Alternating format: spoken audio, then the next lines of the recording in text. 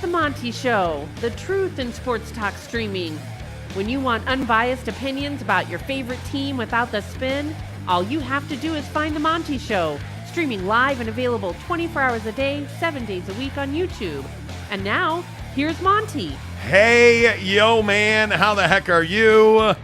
The Monty Show, presented by The Advocates, theadvocates.com. The best injury attorneys in the business, without a doubt. The Advocates, I'll tell you what, I know that money's tight in this country. I know everybody's worried about their dollars. That's the best part about The Advocates. You never reach into your pocket to work with The Advocates because you don't pay The Advocates unless and until they win your case. Chat with an injury attorney live online right now at theadvocates.com. Big show for you as always. And it seems like every day on this show, even in a slow news cycle like it is now, and I don't think there's any doubt that right now, bro, somebody needs to get crazy and do something. Yeah, for please. Me. You know, please. Hey, NFL, can you do something for me? Help us. That's a Drake reference. Anyway, the point is... Can you do something for me? Thank you. The point is, in a slow news cycle, the Pac-12 always saves us because it seems like the Pac-12 is the gift that keeps on giving. And the reason I say that is because we have brand new evidence of our greatness here on the Monty Show, which is to say, that was probably a little, overcompensating, if you will.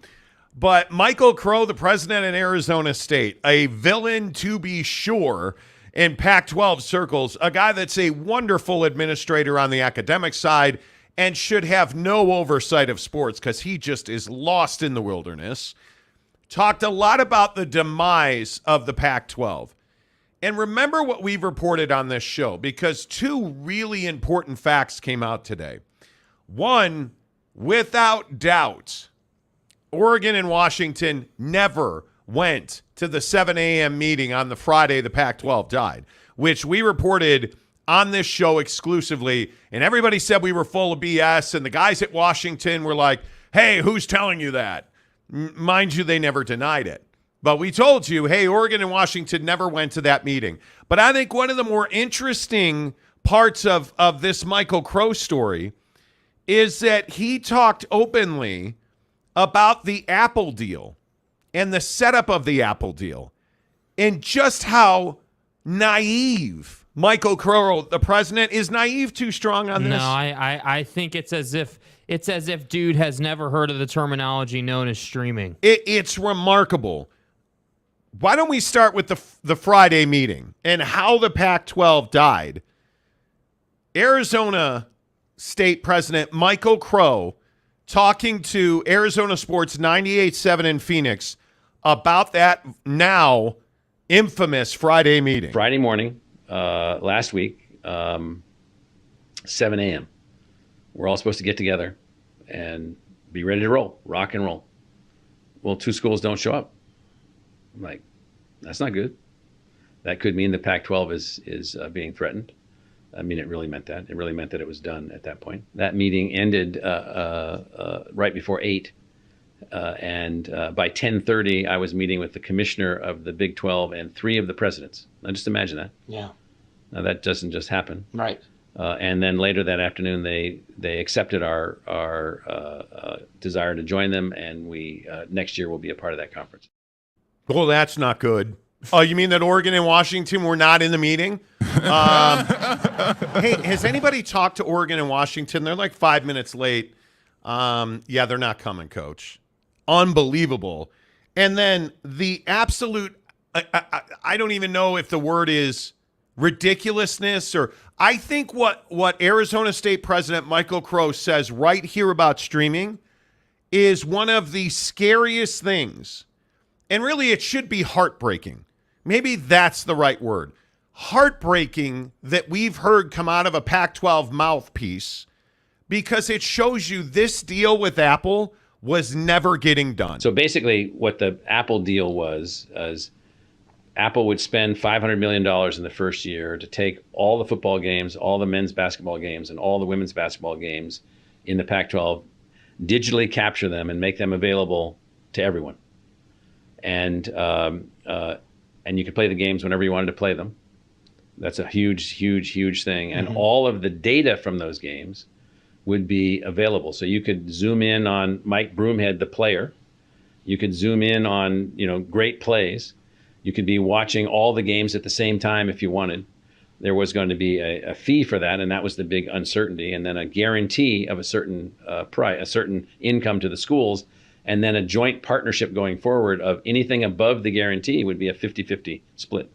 So from my perspective, you kept the Pac-12 together as a regional conference. You move towards the broader football championship now, which now is going to have 8 teams instead of 4 teams.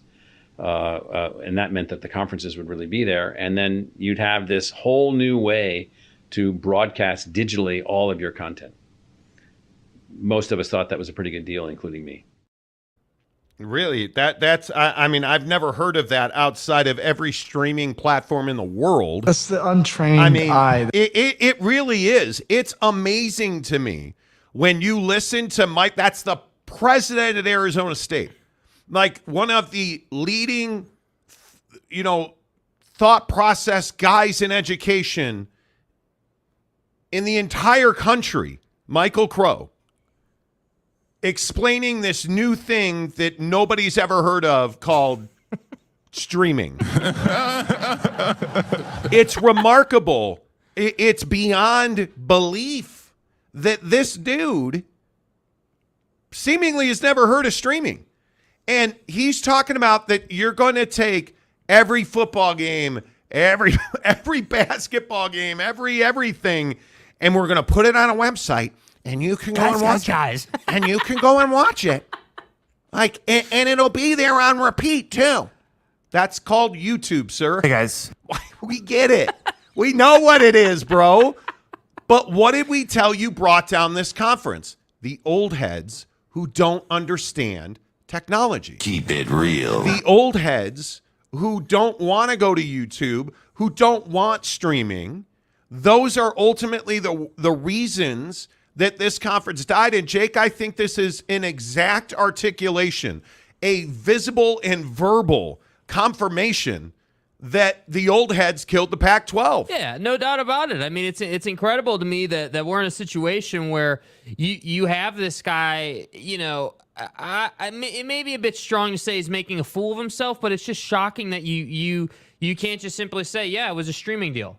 Like, You're trying to sit here, and it's almost as if he was like, all right, so I'm going to do this interview, and I'm going to repackage the term streaming, and I'm going to describe it as this new and innovative technology where all of your games are uploaded. Notice he didn't say they were live streamed. Hey, they're uploaded, and you can zoom in on people, and you can play any game you want at any time, and that was huge. Like we've known this, and so, yeah, I do think the old head in the Pac-12 crushed the Pac-12. I do think from George Kliavkoff across the board, they crushed the Pac-12. And what's really funny about it is it's amazing how the old head that likes sports and really values sports, even though he's a doctor, even though he's got a PhD and he's this really smart guy, and Bobby Robbins, it's amazing how that old head took ASU and Utah and took them to a better conference that embraces all of this type of thing. And so that's why I say the days of no YouTube and we're not going to stream and that's just not valuable, those days are over. They're absolutely over. Yeah, and I'm going to play it again. I think it's worth playing it again, and I know it's 1 minute and 12 seconds, which seems like an eternity, especially when you're listening to this dude. But this is Michael Crow.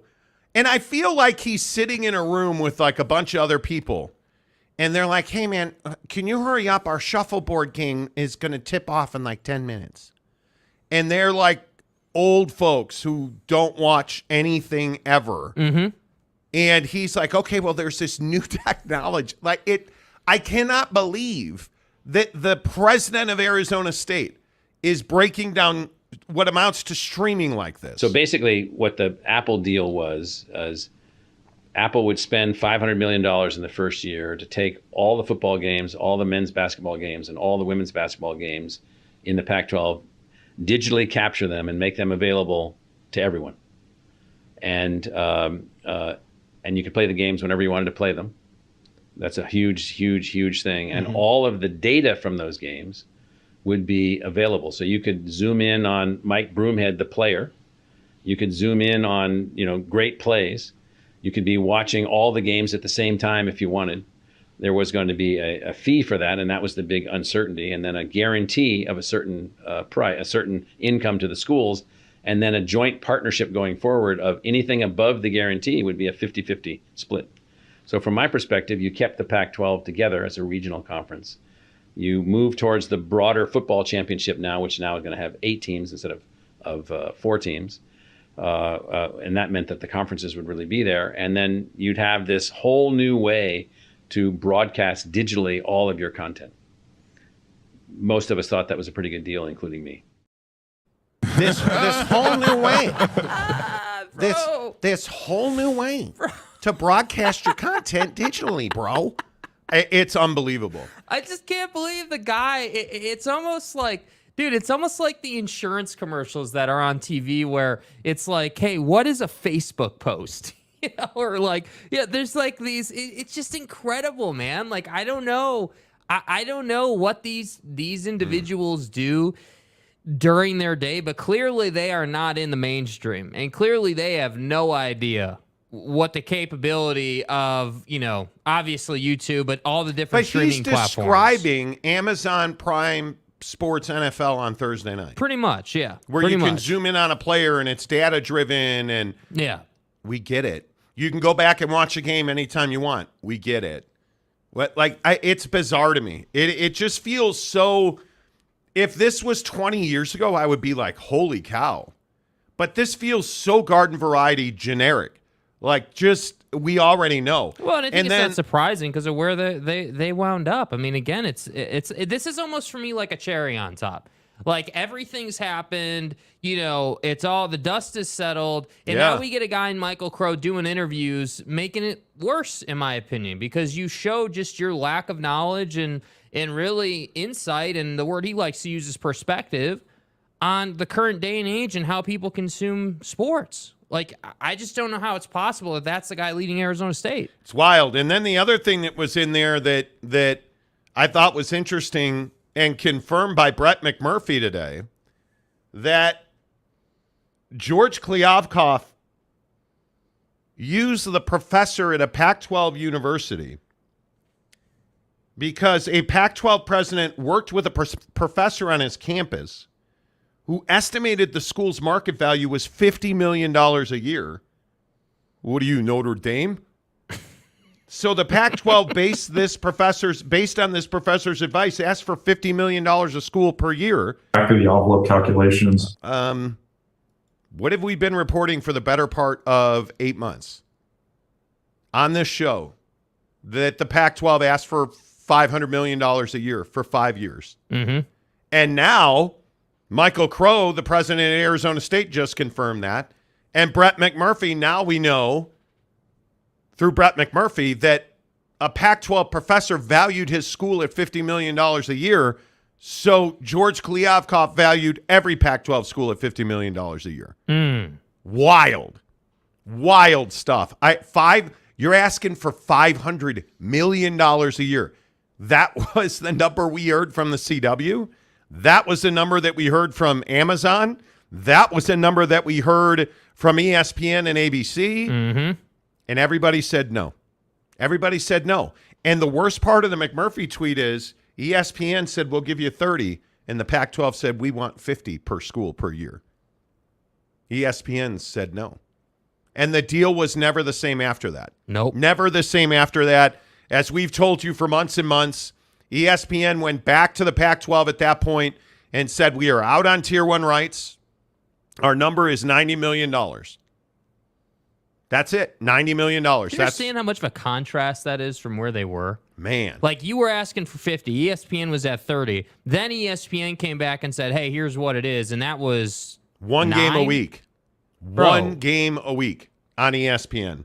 Remarkable. And again, I want to remind everybody, this is self-inflicted. It never had to happen. The collapse of the Pac-12 is one of the great tragedies in American sports history.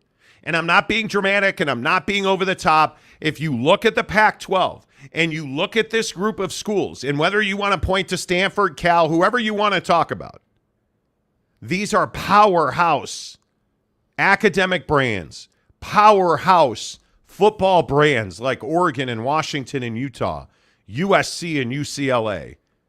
And by the pure naivete and stubbornness of their commissioners and just a lack of understanding of the here and now by presidents like Michael Crow, this conference suffocated itself because they wouldn't do a deal with DirecTV. They wouldn't do a deal with Amazon Prime Sports.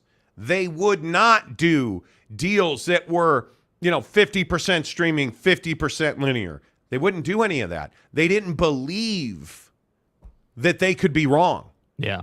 And it absolutely suffocated them, and it didn't have to happen. You should be at 16 teams today in the Pac-12, and you're not because you blew your own feet off.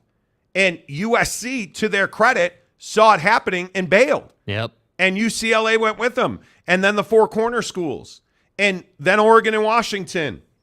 And on and on and on. And I think one of the most fascinating parts of this Michael Crow interview on Arizona Sports 98.7 in Phoenix is he's talking about over 2 hours.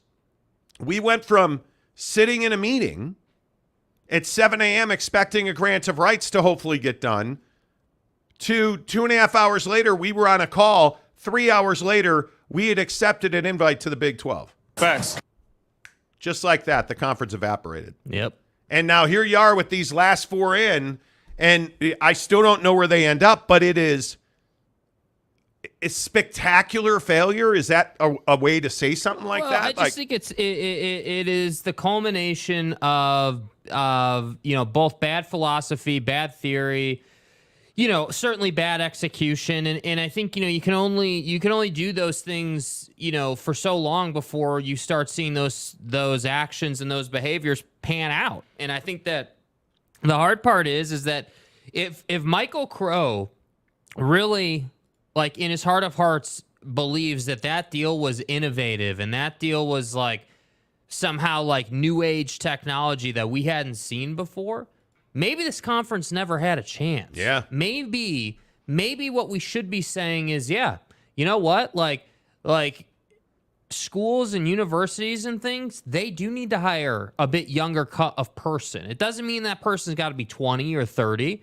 or even 40. But we can't be doing folks who are baby boomers anymore. We can't be doing the 80-year-old, 70-year-old guy anymore. That doesn't work because you're not going to survive if you don't understand technology. So if you're 80 years old and you understand YouTube and Amazon and Apple and streaming and how all that affects the linear TV market, if you understand that, great. Then be as old as you want to be. But you can't have someone running your conference, certainly, and then by extension your member institutions that don't understand it. But I think, and this is a different show, but that's a theme in this country. We have a generation gap that a lot of people don't know how to bridge that gap.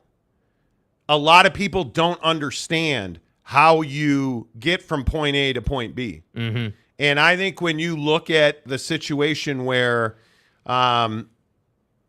Michael Crow at Arizona State is completely disconnected, it sounds to me anyway, from technology, the TV industry, and I have to believe his athletes. Does the 19-year-old football player relate to Michael Crow? No. Does the 19-year-old Arizona Wildcat basketball player relate to Bobby Robbins? Now, okay, that's a great example. See, I think they would relate a little more to Bobby Robbins because Bobby Robbins appreciates sports and is very much aggressive and on the forefront. I don't think that they're best friends. I don't think that he can empathize with, a 20-year-old's viewpoint per se. But Michael Crow is this guy that just oozes of, hey, academics and rich folks versus athletes, people coming up, new age streaming. Like, it's two different worlds, man. And I think that, Bobby Robbins is older. There's no doubt about that. Yeah. But at least with Bobby Robbins, I can be like, yeah, dude understands athletics. Dude understands how important they are. And furthermore, he understands what he doesn't understand. And that is, how, streaming may impact linear and may impact TV deals. And so he wants to be in a conference that's more reliable, more structured, more stable. And that's the Big 12 right now. I just can't believe that here we are in 2023, almost 2024. We've got 4 months left in the year. Right. I can't believe that there are people that sit on top of billion-dollar organizations who don't know what streaming is or how it works. Mm-hmm. That a guy like, I don't know, Michael Crow, because he's the one talking today, but Kirk Schultz at Washington State, the president at Washington State, I don't believe by his leadership and his words has a full grasp on how the iPhone is incredibly important to the success of sports. I don't think he understands that.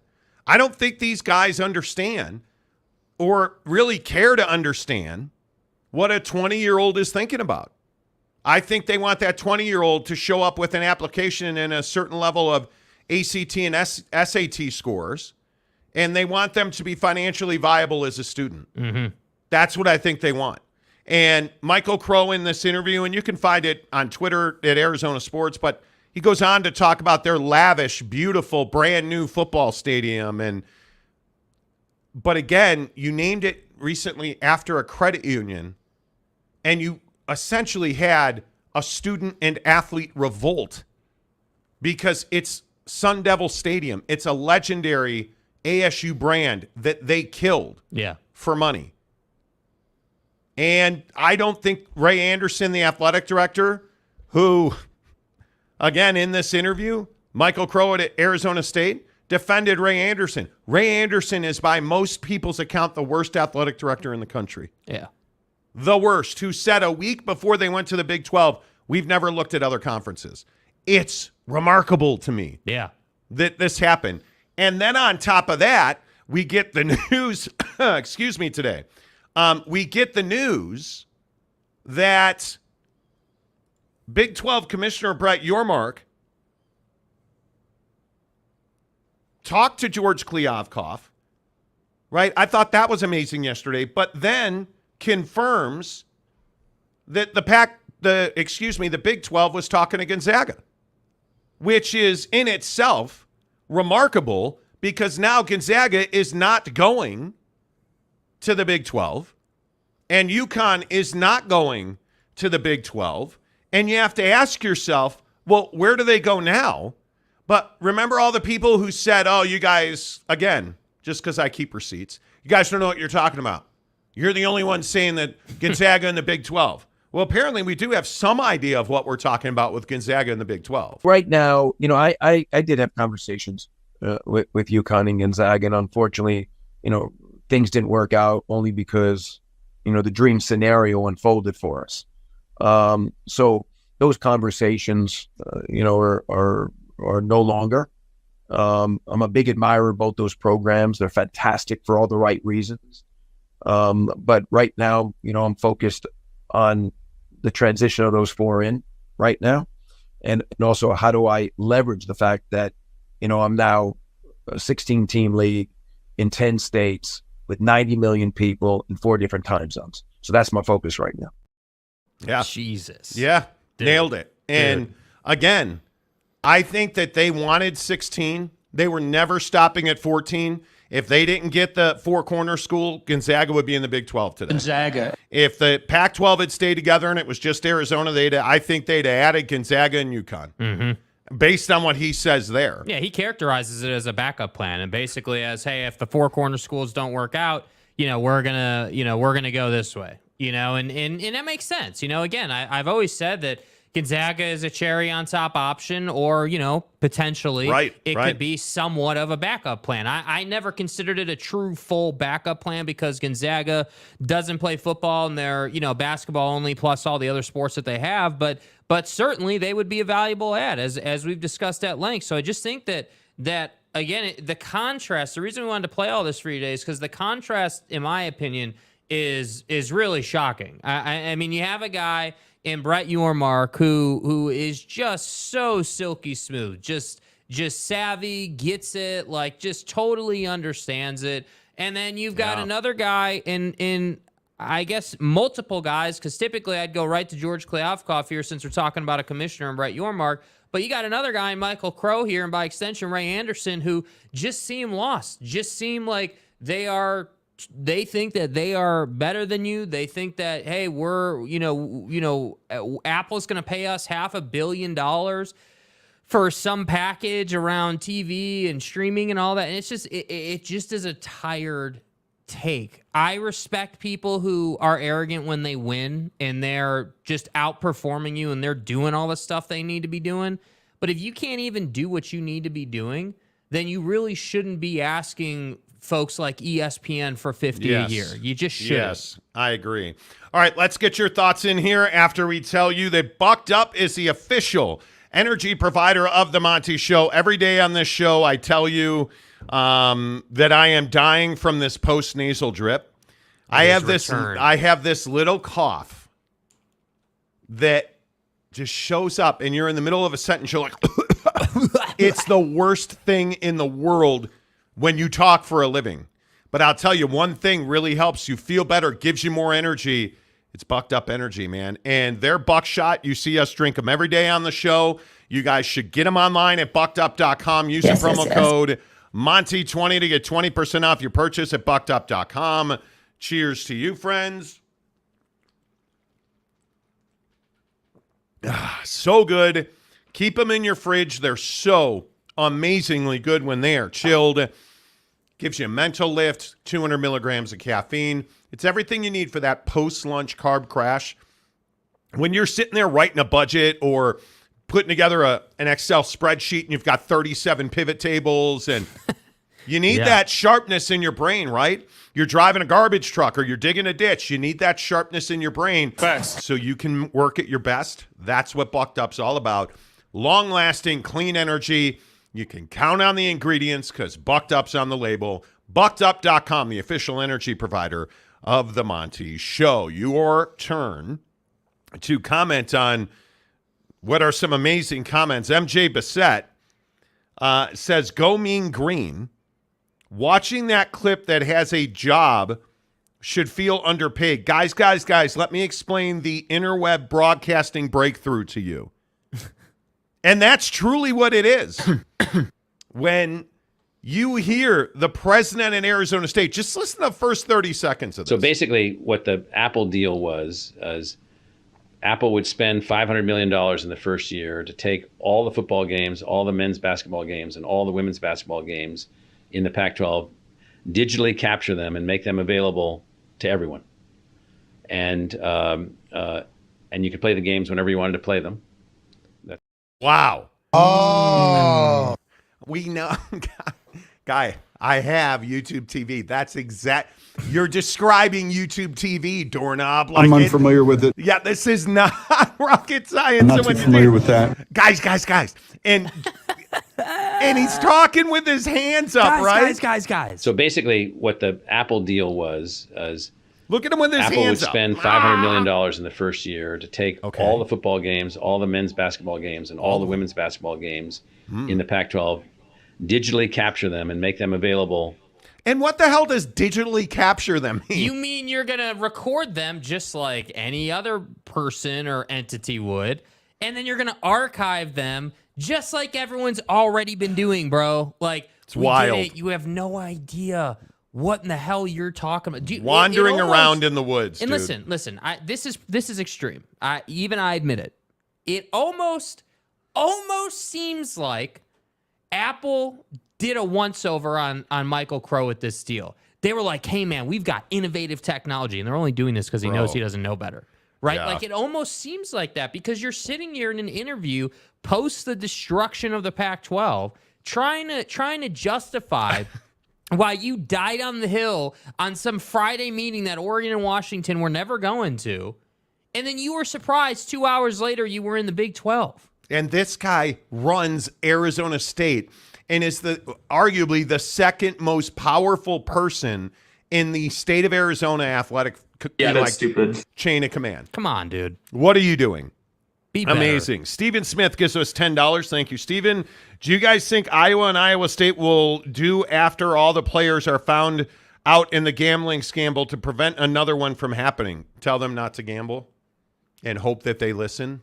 Prove a point with the discipline. I mean, if you guys missed the story yesterday, 8 more Iowa and Iowa State athletes were essentially kicked out of school because they were found to have either gambled and not been truthful in some cases, or gambled and tried to destroy records of their gambling. And that's a felony. That's called fraud and lying to investigators.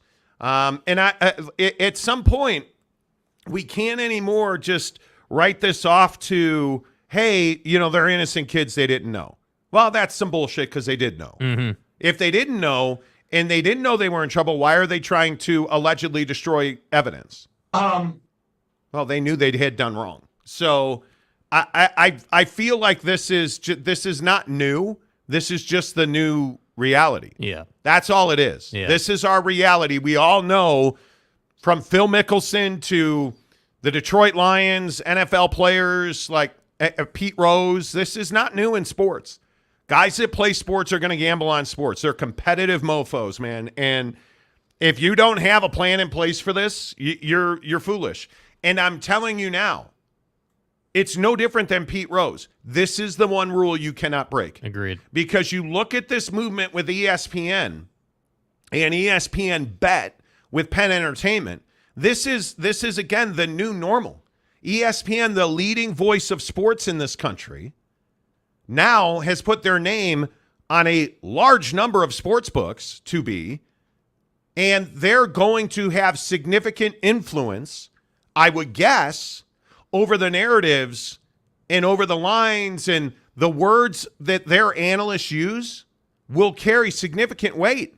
And we already saw this happen with the NBA draft last year, I think it was. I believe it was, yeah. This past NBA draft, rather, where a pick was changed. And this is just the beginning. Yeah. So, if you're a guy that likes to wager, you got to be careful with where you're getting your information from. If you're an athlete and you like to wager, stop being an athlete, because you can't do both. That's as simple as I can put it. If you want to be a professional athlete, which means if you want to play college level ball or higher, you can't gamble. Yeah. Period. Just that, or if you want to gamble, your athletic career's over. Those are the A and the B. Take your pick and make a final decision, because there's no going back. Yeah. Because once you bet on a game, and I don't care if that game is your game, somebody else's game, your sport, a different sport, you're out. That's as simple as it can be. Yeah.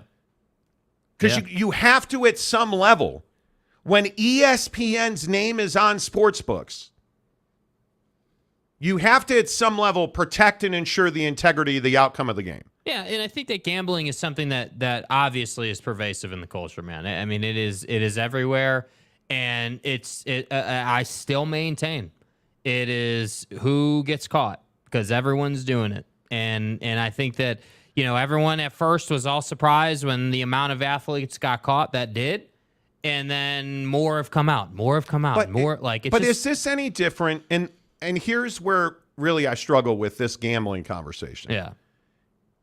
It's no different than weed or alcohol or cigarettes, or it is as simple as we can put it. Steroids. If you're a professional athlete and you test positive for steroids, what's going to happen? You're going to get suspended. If you're a professional athlete and you get caught gambling, you're going to get suspended. Mm-hmm. It's that simple. I don't understand why we have to complicate this or look at gambling like it's some big black cloud and, hey, let's go down the alleyway behind the dumpster and we'll place a wager. Mm-hmm. Why? You know what you're doing. I don't think this is complicated. And I'm not trying to oversimplify it, but I have zero sympathy for these kids at Iowa and Iowa State. Yeah, and I think the only difference between, like, let's say, weed or like substance abuse, let's say, versus gambling is when it's a guy who's on the team gambling. I think then it kind of, solidifies your point. Like, you can't have, a guy on your team gambling on the game that then impacts the line that another company has set on that game. And but it's the same thing as kicking guys out for smoking weed, which is legal in half the country, right? You know the rules. Like the San Francisco Giants game is on in the background. Mm-hmm. When I worked at the great KMBR 680, the sports leader in San Francisco, a guy named Melky Cabrera was the left fielder of the San Francisco Giants. Yeah. World championship contending San Francisco Giants. He got caught for using performance-enhancing drugs, and all anybody talked about was like, wow, what a mistake, and man, we're all let down, and I can't believe our brother did this to us and abandoned us. And, well, if you bet on gambling, how is it any different than what he just did? It isn't any different. You're letting everybody down because everybody knows the rule. Do you think all these dudes are sitting around some campfire in the middle of the locker room at Iowa State being like, okay, I got a 20 spot on the over? Like, that's not how it works. You know what they're doing? They're hiding. They're using VPNs. They think they can get away with it. But the problem is, unless it's bookie guy, if you go to Vegas as a college athlete and bet, you're going to get turned in by Vegas because it's illegal and they know it's illegal. Yeah. If you go to sports books around the country and you're a professional athlete, if you play in the NBA, the NHL, the Major League Baseball, football, whatever, the sports book is going to turn you in. This is fucking America. So we've driven people to, hey, my bookie, Jerry's on the phone. Jerry, give me a dime. Like, that's what we've done. Yeah. Yeah. I don't know. When I was in college, there was a bookie on every campus. I got to believe that's still the same thing. Got to believe it. Yeah, because there's still a need for it, and there's still no, it's not legalized, obviously. I don't know. I'm probably making too much out of it, but I just feel like this gambling, this stuff with placing bets, we got to get the fuck over it. Because we make it out like these guys are criminals. They're not criminals. They're not criminals. We'll let you smoke and drink, but you place a bet, you're a criminal. What are you talking about? Do we have freedoms or not? I just don't care. You're an adult. You want to bet on something? Just understand the ramifications. It's what I always say about swinging a golf club. It's the perfect analogy. Swing the club and deal with the consequences. You want to place a bet? Place your bet and deal with the consequences. And if you're an athlete, you better know that you just gave up your athletic career. You're so fucked. It's that simple. Freedom's free, dude. Only it's not. Is what it is. Raider Mark says, didn't an Iowa State athlete's mom place bets for her kid? There are so many wild stories out there that I don't want to detail it. I don't want to detail it because I'll be honest with you. I have read so many things about the Iowa State scandal. It's not the best situation, and we all know that. It's wild, Yeah. the storytelling. And until one of the things I will say about these college kids and gambling, and when kids like this get in trouble, I want to wait for the ultimate outcome. Because if you vilify a kid, whether it's Duke lacrosse back in the day or whatever the scandal is, remember the BYU Duke volleyball racial incident thing? Like, we vilified people for that stuff. Let's just wait and see, because we're changing their lives forever. I don't want to get into his mom did this with his dad that made him possible. Like, I get it.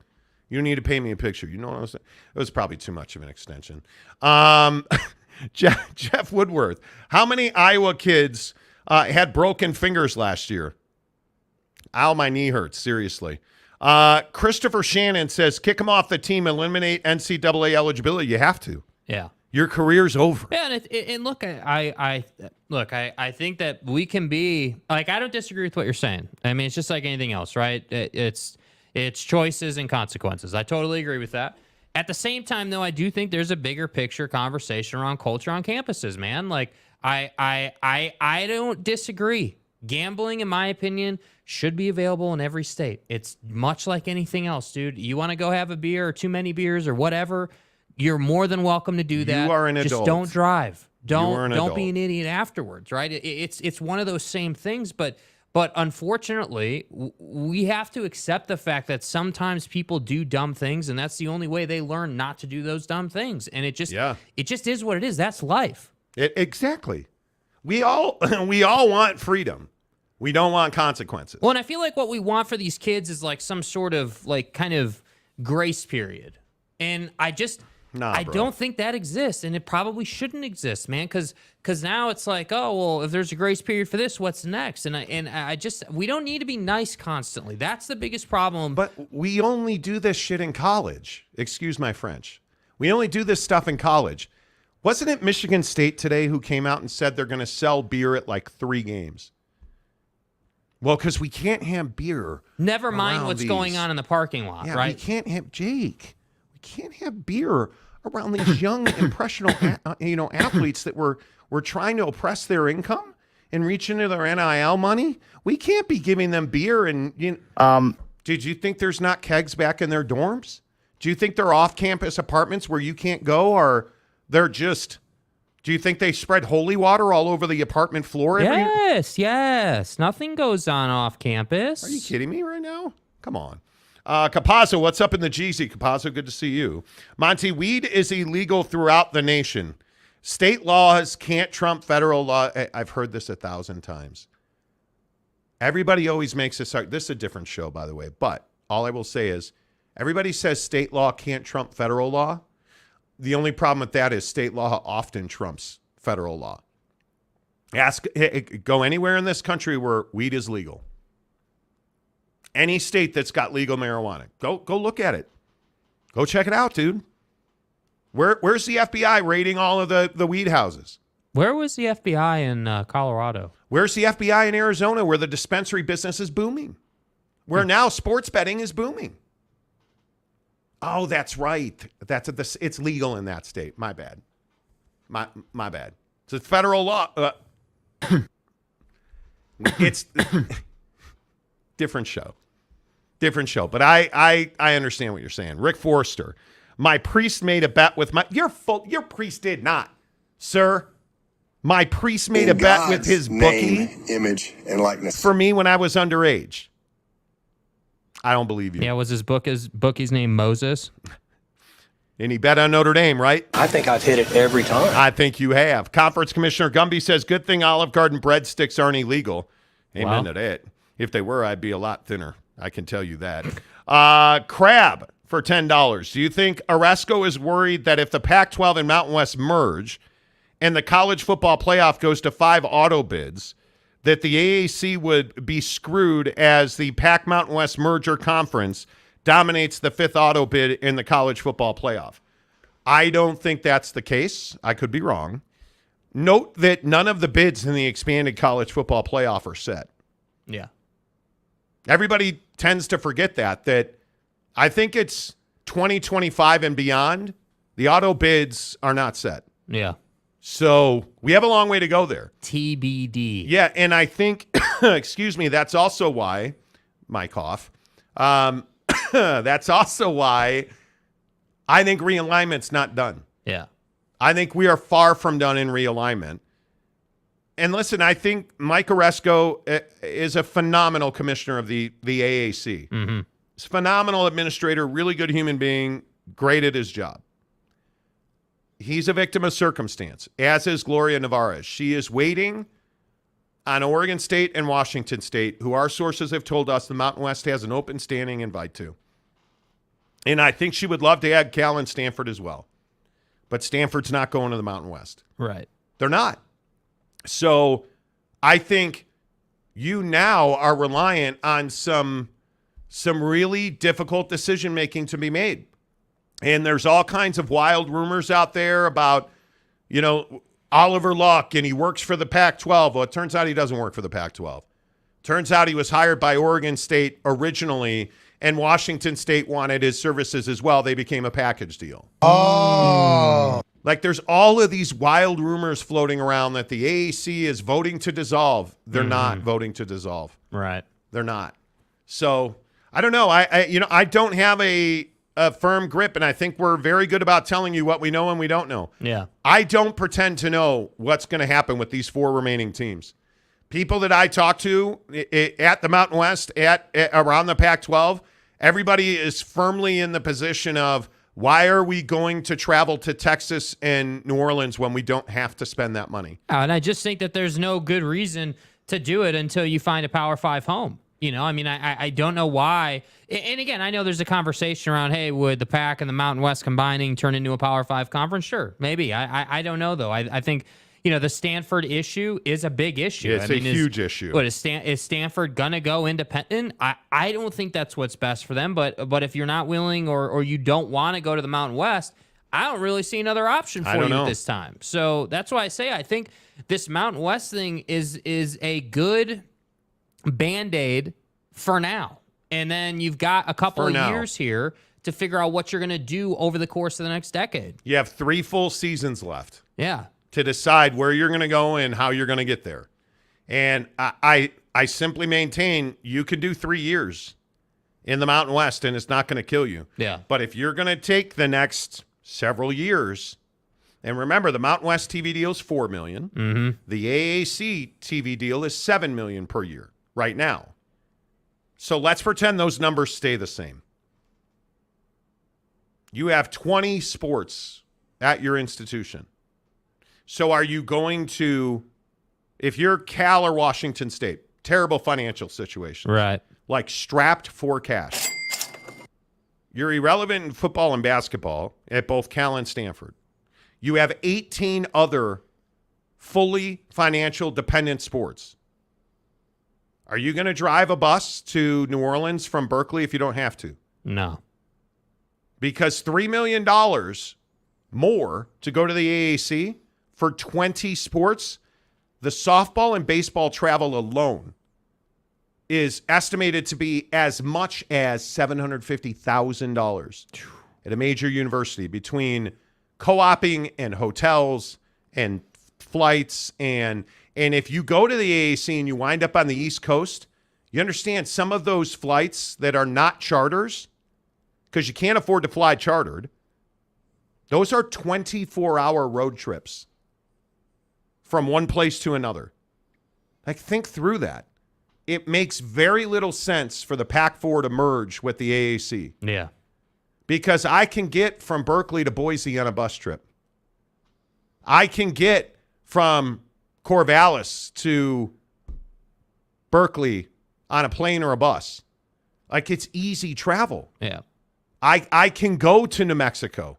I can go to San Diego. I can go to Fresno. Oh, it's that old term that all the old heads in the Pac-12 like to use, right? Regionality. Yeah. Right? It matters. The Pac-12, and Michael Crow talked about this, a little bit in that interview that we played some snippets from. He liked the Apple deal because it allowed the Pac-12 to stay together and continue to be a regional conference. Yeah, That's totally what agree. they care about. All right, Domer Wop says, love you guys, but I'm sorry, Paisan. Someone really needs to get Jake a booster seat. Are we really still on Jake the booster seat? You paid us $5 to say Jake. Thank you for paying. Thank you. Like, that doesn't make any sense to me. Yeah. That makes very little Appreciate you, Domer. Very little sense to me. Football at 50, 10 of the hour, every hour on the Monty Show is presented by our good friends at Papa Murphy's Pizza.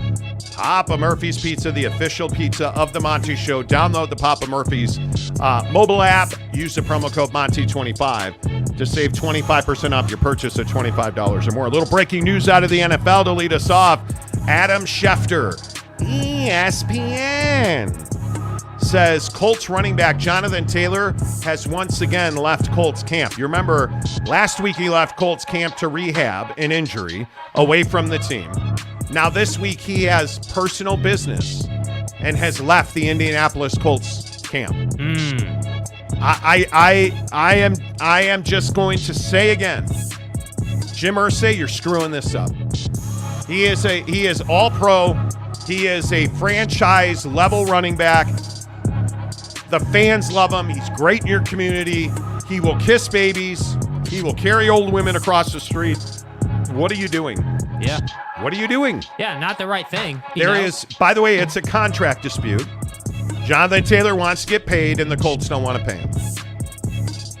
Why are you not paying him? Yeah, and I think the way the league is treating backs right now is unfortunate. And I think, it surprises me when guys like Saquon or Jonathan Taylor, like some of the best backs in the league, yes, can't get paid for whatever reason. And it's like this whole Zach Martin concept in Dallas. Now, obviously he gets paid. Okay, great, they took care of that. But just the idea that Zach Martin had to hold out to get paid what he is well worth by and then everyone's. he didn't even become. He's easily the best guard in the NFL.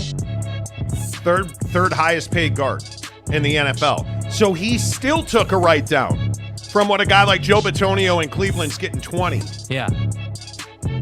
I'm amazed by it. So then I look at Jonathan Taylor and I'm like, dude, why are we playing around with this? Like, is this feels like to me, it feels like to me the nice way to say I'm holding out. Personal business. Okay, dude. That's what you have to do. This is the argument with Saquon Barkley. Saquon Barkley talked all tough and said, I'll sit out the season. I don't care. I have to do what's best for running backs. And then he folded and took a discounted deal and did not get a clause to be a free agent after the season. They can use the tag on him next year. And who's paying the price for that right now? That'd be Jonathan Taylor in Indianapolis, who's paying the price for that right now. And I would have done what Jonathan Taylor's doing. I am not going to pay you a refund every day that I miss camp because you're being a diamond cutting cheap ass. I'm not doing that. I'm going to report, and ow, my ankle hurts. I need to go see a specialist in my hometown. Oh, hey, I have some personal business. I need to fly home for the week. That's what I'd be doing because Jonathan Taylor doesn't have to pay them any money back for going home on a personal matter. He doesn't have to pay them money back. Every NFL player has the right to seek independent medical treatment. He doesn't have to pay him money back. But if you hold out, you got to pay him money back. I think that's exactly what I would be doing. Cat and mouse game, dude. It is. Cat and mouse game. That's exactly right. Did you guys see the JETS Jets and the Tampa Bay Buccaneers today absolutely having a melee in joint practices where one of the Jets coaches caught a haymaker and went to the hospital after this was over. And by the way, not for nothing, during this whole practice, the Jets offensive line was terrible. Look at this video of Aaron Rodgers having to dump this ball off for his life. They pressured the Jets all practice long to the point where Aaron's not able to hang in there. Well, and look at what you're seeing with their offense, right? So if the offensive line doesn't make Zach or Aaron dump balls off early, what's happening? Like this one where Aaron's having to push up through the pocket and find a crossing route that's probably not there in a real game. I get it. The Jets are a hot commodity right now, and I love the Dalvin Cook signing. But this is we've been talking about this since before the Aaron Rodgers trade. Aaron Rodgers is a guy you have to protect. He's not one of these new age quarterbacks that's going to be constantly, running around and, making up for a bad offensive line. And that's why I say, Patrick Mahomes gets paid at the rate he does because he can make up for a bad offensive line. He can save you probably 5-6 sacks a game just by his ability to run around and find the open guy 6, 7, 8 seconds into the play. So that's why I say, dude, the Jets are cool and everything, but if they can't protect him, you're going to have issues. Yeah, I think, by the way, Aaron Rodgers stopped practicing today after he felt pain in his calf. So he's still dealing with this calf injury. How do you not have a good offensive line? Again, I'm a talk show host. I am not an NFL general manager. Yeah. You just went and traded for the most expensive quarterback in the history of the NFL, and you don't have an offensive line. Watching Hard Knocks last night on HBO, Robert Saleh, the coach of the Jets, railing the offensive line. Man, I like the examples you used, right? Man. You can have great wide receivers, you can have a Hall of Famer quarterback, you can have all this great stuff, but if you can't protect your quarterback and you can't give him time, it doesn't matter how fast that, what the 4.3 speed does outside if he doesn't have time to throw it. Yeah, totally agree. And, dude, this blindside story. Bro, it just keeps getting worse by the day. Michael Orr you know Michael Orr. You know this story. Michael Orr was a homeless kid. This family took him in. The Tui family took him in. Michael Orr is now suing the Tui family, saying that they tricked him into signing papers to give them conservatorship over Michael Orr, which means they control his money. He alleges that he never got any of the blind side money. And now all of the details of this are coming out. And my only question is, I think Michael Orr is 37 years old. You really had no idea that all of your money was being watched over by the Tui family? You're 37 years old, man. How is that possible? Yeah. How is it possible that Michael Orr didn't know he was adopted? He had to have, like, they're telling him, hey, you're, like, we're adopting you. And how did he not? Something's not right here. Right. Something is not right. It feels off to me. I could completely see a scenario where maybe somebody made a bunch of money off of a professional athlete, took that money and walked away from it. But I can't see a scenario where Michael Orr had no idea that he was not adopted and was under conservatorship. That does not. It's hard to believe. I mean, it really is hard to believe, and it makes one wonder, like, what is he really suing over? What is the?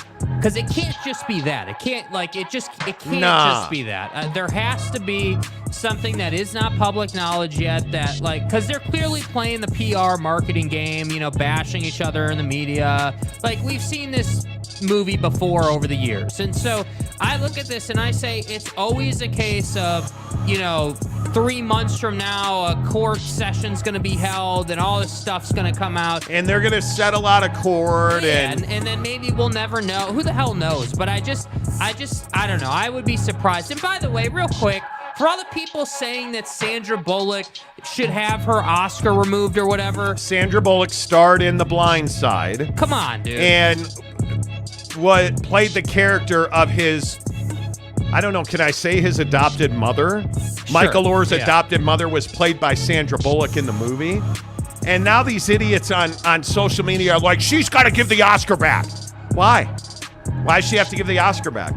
Why? She's doing a job, dude. Yeah. And Jim Rome made a great point today. Is Cillian Murphy being accused of dropping nukes on... No, he's not. Not just because he played Oppenheimer doesn't mean the guy dropped nukes on anybody. He's an actor. Sandra Bullock's an actress. Yeah. And she played a role, and she did a really good job, and she won an Oscar. Let's not get carried away. And Sandra Bullock's got... No, she doesn't. No, she doesn't. Like, where's the thought process that says, well, the Tuies did this. Sandra Bullock's got to give her Oscar back. No, she doesn't. No, she does not. It's one of the most ridiculous things I have ever heard, and I think it's second only to people who have never had a Papa Murphy's calzone. At Papa Murphy's, we do more than just pizza. We do calzones. Papa Murphy's does calzones? Oh, I think you mean I do the calzones. And how do you do it, Dad? How do I do it? Oh, well, we do it with fresh ingredients and hand-shredded cheese tucked in a scratch-made dough. That's how, honey. At Papa Murphy's, we make great pizza. You don't forget the calzones. Order now at papamurphys.com. Papa Murphy's Pizza, the official pizza of the Monty Show. Get it the easy way, man. Download the Papa Murphy's mobile app. Use the promo code Monty25 to get 25% off your purchase of $25 or more at Papa Murphy's Pizza. Remember, on the show, there are rules about pizza. We don't use red sauce. Yeah. We only use barbecue sauce. You get that fresh-made crust in-store every day at Papa Murphy's. Put the barbecue sauce on it. Do it. Put all the chopped, fresh, daily vegetables on it. Then, hey, if you're one of those weirdos who likes pepperoni, put pepperoni on top of it. But it's barbecue sauce. We don't use pizza sauce or red sauce anymore, right? We're all on board with that? Okay, good. Good. Rick Forster says the Gambinos eat calzones. That's right. Yeah, I believe Brett Yormark's a customer of Papa Murphy's. Yeah. I think it's so funny that people are like, wow, his wife's brother's cousin was a Gambino member. No. So Brett Murphy's a Gambino crime family boss now. I mean, he has the look. Yeah. He has the look. Jet Wayman, don't you come in here and talk about Satan's testicles like that. Jet, dude, who do you think you Olives? are, bro? You used to be a daily guy, and then you roll in here and you want to just do one comment about olives. I don't get anything about bets or I'm sorry, positions. Olives? You come in here with olives, dude. Come on now. That's hurtful. You know on this show that, A, you hit the like button because we're always trying to get to 500, 1,000 likes per show. So please make sure you hit the like button. And then hit subscribe if you are not subscribed to the channel. We have just 2 weeks to add 2,000 subscribers on the channel. Let's get that done. But yeah, come on, man. No olives. Teddy? Because it's garbage. I know you're the tile king of the state of Utah, but no olives. Yeah, let's not get carried away. Renee Roca says the Italians perfected pizza with tomato sauce. That's a lie. Where is the Italian? That's a myth spun in. Yeah, that's that's made up. Yeah, it is true. That's a lie. Blue cheese, no, dude, no. Bro, why? No. Because it's garbage. Aaron Wilson, who won't win the tickets, says barbecue chicken bacon pizza does go hard. It does. Dude, barbecue chicken pizza. Yeah, come on. I am a huge, huge fan. Chad Masters. Sandra Bullock needs to give me my money back for Speed 2. Oh, please. What about Speed 1? Terrible movies. Keanu Reeves, bro. Tom says, are you still going to clip that first hour of the show with the beat behind it? Of course. Of course we will. Why wouldn't we? I don't know. Why wouldn't? Why? You can get the beat on our audio podcast, too, every day, by the way. Football 50, 10 of the hour. Every hour we play a little Football 50. We do this every year, dude. We've been doing the show 10 years, and we do this every year. Yeah. Right? And everyone's like, hey, I don't like the music. Turn the music off. And then like a week later, like, hey, that has a certain beat to it. Yeah, it's got a certain vibe, bro. Come on now. Conference Commissioner Gumby says, Gumby Gambino. Hey, dude, you are the boss. Gambino. You are not a capo. You are full on the boss. Christopher Shannon, the man, the myth, the legend. Yes, Teddy Wayman. Aaron Wilson says, Godfather Gumby. Mike Smith says banana peppers. No, God, no. Are we just having do we need to start over or something? Like, what is going on here? What, like olives and now banana peppers? Yeah, what are we doing, Come dude? on, guys. Does it make you feel responsible? Please. Let's relax. Jet Wayman says, been going through some things, Jake. I listen every day, my friend, while you're eating olives. Yeah, dude. I mean, things that, look, and I'm not actually giving you a bunch of crap about this. I'm just joking. But Jet, come on, dude.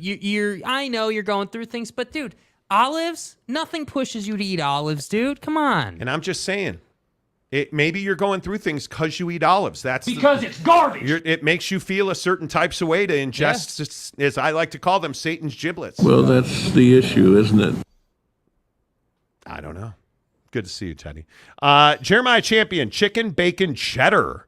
I had barbecue sauce, and it's heaven.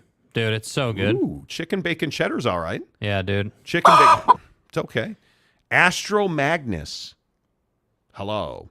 I'm Italian. The pepperoni comment crossed the line. You're not Italian. Yeah, you're not. Listen, it's not Italian. Pepperoni is terrible. Now, where is the Italian? Now, Capicola. We can talk about Capicola. Different, dude. We can talk about some Genoa. You want some salami? We can talk about that. Pepperoni? No, dude. We're not doing pepperoni. No. And I am Italian as well. So just take it easy. RB says Timmy McGraw, Friday Night Lights was a better sports movie. Not doing it. Dude. Okay, bro. Best sports movie ever. 3, 2, 1. No. No, dude. Cougar Tracks. If it ain't pineapple and Canadian bacon, it ain't pizza. You're not even lying, dude. He has our full respect. And donuts. Save the olives for the garden. Thank you. Yeah, seriously. Thank you. Capazzo. Red sauce with extra pepperoni and olives topped with blue cheese. Damn. Boy, Capazzo's on one today. That weed is not legal. Substitute olives. Kiss my butt. Rick Forster, you will not find any pizza in New York with barbecue sauce on it. Well, maybe I won't go to New York then. Maybe I won't. Yeah. You know. MJM for $5. Sports marketing classes in business schools around the country will use the demise of the Pac-12 in case studies for years to come. Yeah, they will. Yes, they will. Maury Alvarez for $2. You love Olive Garden but hate the giblets. Dude, olives are...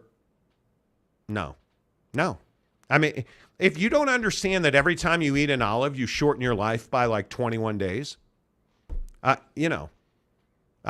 don't know. How can I help you if you're not going to grasp the fact that olives, if you eat olives, they literally, while they're in your stomach, they siphon off your soul. And then when you poop, your soul poops out with the olives. So I think this is common knowledge. Speaking of sports marketing classes, I think in every sports marketing class they teach you not to eat olives because your soul, it makes you poop your soul out. It's probably too much. You guys you probably weren't ready. Dude, people are tweeting at me saying we did the whole first hour with the music in the background. That is not true, dude. That is absolutely not true. We have not, dude. What music was playing in the background? I have no idea. And I don't think there was. I think someone tuned in. Yeah, I don't know what you guys are like. What are you talking about? We didn't do the whole first hour with music in the background, bro. Yeah, we do that. We do football at 50 every hour, man. That's not like a new thing. Like, well, why are we tripping today, man? Is it that it's Wednesday? And it's okay if it's Wednesday, that's fine. I understand. Yeah, I guess so. We'll see. But also new to this Wednesday is Tom Schultz, the newest member of the Monty Show. Yeah, there's some background music for you. Let's go, Tom. Appreciate you very much. Did we did not have background music? I don't know what you guys are talking about. What are you talking about, man? Man, what you talking about? Football at 50 beat. Thank you very much. Yeah. Not see too much gravy for my biscuits. Yeah, see, like the usuals get it. Yeah. Jeremiah Champion. People who believe olives are good are the same people who believe the Pac-12 would survive. Exactly. Teddy Wayman, who I believe is going to apologize for olives here any minute. There wasn't any music other than the football at 50, guys. Thank you. Thank you. Waves in opposition. Thank you. All right. Let's remind you that this hour of the show is presented by our good friends at TryDayTrading.com. TryDayTrading.com. You guys, if you have not been to TryDayTrading.com, and I simply ask you this, did you make $1,000 today at work? Did you today earn $1,000 on your job? If you didn't, TryDayTrading.com. Because when you graduate the Tri-Day Trading program, they're going to open up an account that has money in it for you, willing, able, and ready to trade. And when you make money with Tri-Day Trading's money, they're going to give you 80% of the profit. That's how confident they are that they're going to make you bread. And sure enough, last night I was talking to Steve, and Steve was telling me, hey, you said on the show, day trading, it doesn't matter if the market's up or down.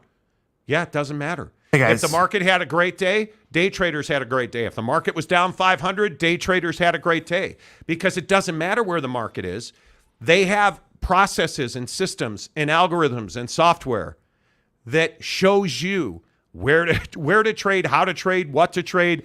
That's exactly why you go to TryDayTrading.com. And if you want to do it part-time, their part-time traders make $300 to $500 a day. That could be $120,000 as a side gig for you. That takes about 90 minutes a day to do it part-time. How much easier could it be? TryDayTrading.com. Sign up for your $10 30-day trial membership. It's a charitable donation.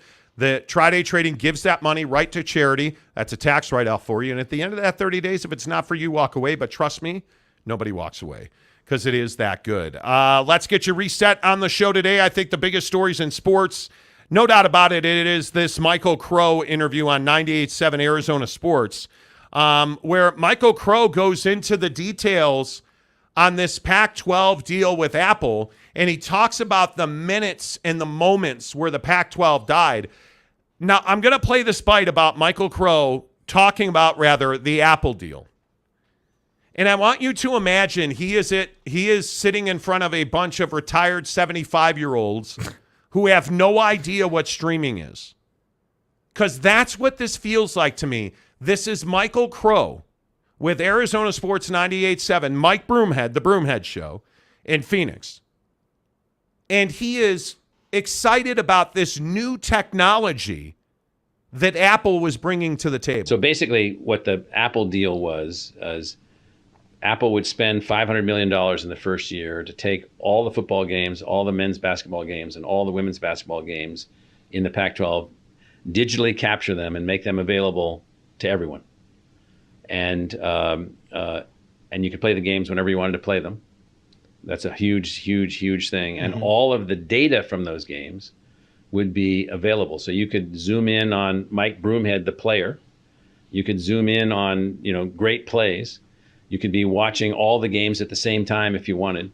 There was going to be a fee for that, and that was the big uncertainty. And then a guarantee of a certain price, a certain income to the schools, and then a joint partnership going forward of anything above the guarantee would be a 50-50 split. So from my perspective, you kept the Pac-12 together as a regional conference. You move towards the broader football championship now, which now is going to have 8 teams instead of 4 teams. And that meant that the conferences would really be there. And then you'd have this whole new way to broadcast digitally all of your content. Most of us thought that was a pretty good deal, including me. Yeah, this whole new way. Guys. A whole new world. A brilliant streaming place for you. Hey, look here, man. What the fuck? Bro, it's not a whole new way, man. It's not. It's streaming. It's been around for a decade, dummy. What do you mean a whole new way? Like, am I the only one who is truly amazed? And Jake was kind of looking at me squirrely today. Yeah. And it's because I hit a new low weight this morning, and he finds me, more attractive now, which is awkward. But the point is, am I the only one that's like, what the hell is he talking about? Bro, what are you talking about, man? What do you mean? He tries to characterize it as like, guys. Me and Elon put together this new technology that allows you to download any of our games at any time on any device. And it's really cool stuff. And you can zoom in and you can look at all the data. And we've never seen it before. It's amazing. Whole new way. Schemers trying to control their little world. Whole new way, bro. Haven't you seen? What are you talking about? Whole new way. Haven't you seen Nemo? That's what this is. Like, what? And if that was all he said, it would be like, okay, that's fine. But you remember a few weeks ago when all the Pac-12 talking heads were like, you guys are stupid. You don't know what you're talking about. That's right, T. When we said, hey, Oregon and Washington never showed up to the Friday meeting. That's not true. Yes, they did. Well, it actually turns out that they did. Friday morning, last week, 7 a.m., we're all supposed to get together and be ready to rock and roll. Well, 2 schools don't show up. I'm like, that's not good. That could mean the Pac-12 is being threatened. I mean, it really meant that. It really meant that it was done at that point. That meeting ended right before 8. And by 10:30, I was meeting with the commissioner of the Big 12 and 3 of the presidents. Now, just imagine that. Yeah. Now, that doesn't just happen. Right. And then later that afternoon, they accepted our desire to join them, and we next year will be a part of that conference. Wow. That meeting ended at 8, and then by 10:30, we were in the Big 12, and the Pac-12 was dead. The answer is yes. Because Oregon and Washington just didn't show up. Nope. And at that point, they pulled the ripcord. And I remember what we reported. On Thursday night, Michael Crow sat in an Arizona Board of Regents meeting with Bobby Robbins, where Bobby Robbins said, hey, I'm on board moving to the Big 12. And, we have decided here at Arizona that we are going to stay in lockstep with Arizona State because we realize as a pair, we're very influential. And all I know is I want Arizona State to go with us. I'm going to I at Arizona, we're going to the Big 12. Michael, where are you at? What constitutes a promise? Because Michael Crow had intimated that he was going to then speak up in the meeting and say, yeah, we're going to the Big 12. It's what's best for education in Arizona. Blah, blah. And then when it was his turn to step up and say that, Michael Crow, the president at Arizona State, said, yeah, I'm not ready. I want to hear the grant of rights. I believe that the Pac-12 is the best place for all of us to stay. And the meeting went to hell in a handbasket.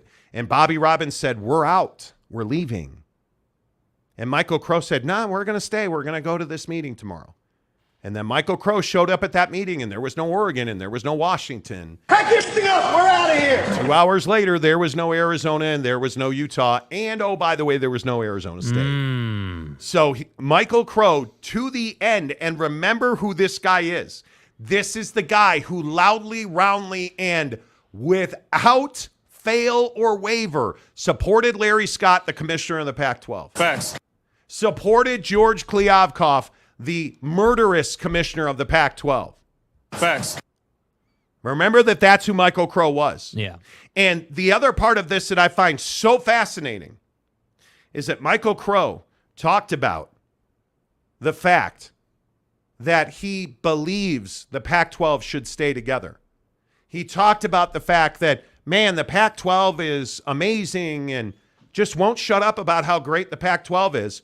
In this interview, you go find me the section where he raves about how great it's going to be being in the Big 12. Well, keep looking because you're never going to find it. You're never going to find it because he doesn't rave about the Big 12. And it's a remarkable statement from somebody that is a brilliant academic administrator and just an actual, and I say actual, he is nothing short of a terrible facilitator for athletics. Yeah. He is actually the reason that Pac-12 athletics are going bankrupt at many schools in the conference, including Washington State, including Cal. You look at Oregon. Why did Oregon wind up in the Big Ten? Because they have a tremendous amount of debt that's coming due in 2025, and they didn't believe that groundbreaking, story that Michael Crow is peddling about how great the Apple deal is. Oregon didn't believe that. They believed in 2025 that they were going to be up a creek without a paddle or a checkbook, and they were going to be insolvent. Yeah. That's why they went to the Big Ten. Yeah. That's why they took a significant write-down to go to the Big Ten. They're getting $40 million maximum for the next 2 years in the Big Ten. But that's far better than what they were going to get in this whole new technology called streaming from Apple. It's amazing to me. It is a amazing. bad look, dude. It's a bad look. There's no doubt. A bad look. And I think that, the idea that this guy will not just outright refuses to say anything remotely positive about the Big 12 is incredible to me, considering he almost wrecked another school's opportunity to get into the Big 12. But he's done. And I'm not saying this to be a dick or anything. Michael Crow has done some of the most significant academic facilitating in the entire country. Yeah. The research stuff they do, the studies they do, the education swapping and sharing they do, their relationships. He is a brilliant academic mind, Michael Crow. Brilliant. Second to none. Just get him the hell away from athletics. Yeah.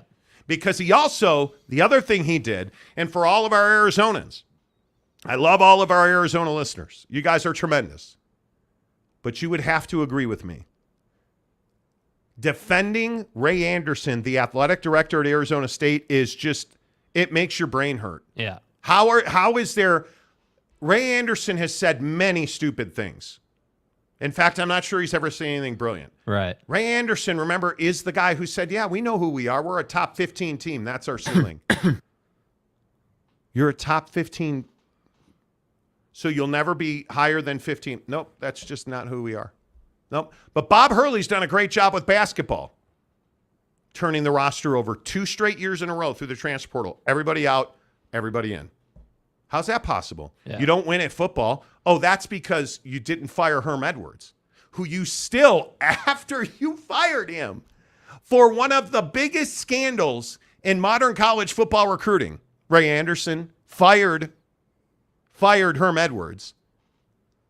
And then you said he did a really good job representing the brand at Arizona State. Uh-huh. Was it all of his assistants that got fired over this that was such a good brand representation? Is it the self-imposed penalties that are such a great reflection of the Arizona State brand? Or I know Sun Devil Stadium, which is iconic. Yeah. Iconic. It is one of the focal points of the Arizona State brand. Is now, what is it? Mountain America Credit Mountain Union. America Credit Union Stadium. Boy, that just rolls right off the tip of the tongue, doesn't it? Nice mouthful there. Do you guys know they just announced that 2 weeks ago? Excuse me. 2 weeks ago, they announced it. They did a live Twitter stream to announce it. They had to turn off the comments on the Twitter stream because people are like, this sucks. It's stupid. I'm going to call it Sun Devil Stadium. We're never going to call it. Because it's garbage. Not a single, oh my God, thank you for getting a naming rights deal and tearing down one of the legacies of the history of Arizona State. Sun Devil Stadium. Like, Sun Devil Stadium just works. And I'm not even saying that because the program is good. It's not that good. It's mid at best. But Sun Devil Stadium, dude, it just rolls. So when you go from Sun Devil Stadium to Mountain America Credit Union Field, like, dude, come on, bro. Tom Dean gives us $5 to say, hey, PAC-4, lost boys, what you gonna do? What you gonna do when they come for you? Well, nobody's coming for you because, you know, you're Washington State. Yeah. Nobody's coming. Nobody's coming. No one's coming, and it ain't Louis. Jet Wayman for $2. Crow is really lacking in technology, in the technology industry. That's what I'm saying. I just, like, it baffles me. Every time something like this happens in the media, where someone's talking and they think they've invented fire. And it's like, dude, we've had matches for like 100 years, bro. What are you talking about? Like, we've had what streaming were we listening for... to the other day where this guy's like, I want to go in the woods and I'm going to try and light a fire. I don't know how I'm going to do it. You want some matches? No. Like... That's who Michael Crow. I don't remember what we were watching, and maybe it was Mrs. Monty and I were watching something. But this guy's like, I'm going to go into the woods and figure out how to light a fire. And he wasn't talking about like rubbing sticks together or rock on. Yeah, this isn't like, Castaway, bro. I don't know how I'm going to do it. And I'm yelling at him. Do you want a lighter? No, bro. Like, what? Michael, what did you say? Michael. It's ridiculous. Gabriel, who's been a member of the show for 3 months. Let's go. Way to go, Gabriel. Appreciate you supporting the show. You guys make sure you click the join button. You can join for as little as $1.99 a month. What that does is get all your comments highlighted like Gabriel. If you want to join for $9.99 a month, that gets you into our tremendous members-only Instagram chat group. It is phenomenal. Currently, Aaron Wilson is in there posting all about how he is going to win the Oregon at Texas Tech tickets on the 9th. Presented by Bucked Up Energy. Aaron Wilson. I don't. Jake and I are the judges of it, and creativity is a huge part of it. Yeah. Aaron Wilson's today is at Texas Tech Stadium, like taking pictures of bucked up cans at their stadium. He's made videos of bucked up cans dancing with his head taped on some bro's body. Like, I don't know how you don't win, but I'm going to find a way to make sure Aaron Wilson doesn't win. You have a deal. But all you have to do is interact with Bucked Up Energy. A Bucked Up can, hey, man. You know. Miami right here, the living legend, Miami right here. 0 sugar, 300 milligrams of caffeine. Hook it up. Take a picture with a can. Oh, you don't drink energy drinks. How about a buckshot? How about some collagen peptides? Put an order in at buckedup.com. Use promo code Monty20. Take a screenshot. Any way you can interact with Bucked Up Energy, that enters you to win. We will announce the winner of these tickets on Friday at 3:30 Pacific, 6:30 Eastern, right here on the Monty Show. Oregon at Texas Tech, one of the games of the year. It is the number 2, Baylor, Texas, and I was surprised about this because we asked a bunch of people, what games do you guys want tickets to? Baylor, Texas was number 1. Yeah. This Oregon, Texas Tech game is now sold out, and everybody's at, well, do you have any more tickets? Guys. I'm probably not going to win, but do you have any more tickets? No. It's sold out, bro. It's sold out. But we're giving you a pair of tickets to see Oregon and Texas Tech out there in West Texas. Where they're all hat and cattle. Tarrant County. No, that's no, not. It's not West Tarrant Texas. County. It's okay. No. Nope. Who are you? Okay. Who are you? The SEC? You don't know the difference? You know, I'm just saying. Jackson Graham. Sun Devil Stadium is an alliteration. That's why it rolls off the tongue, Jakey Poo. Okay. Okay. That's fine. Renee Roca says cold-blooded. Conference Commissioner Gumby says, where is Aaron Wilson? Pew, pew. Guns up, baby. Texas Tech, you know. It is what it is. LV Seminole, how are you?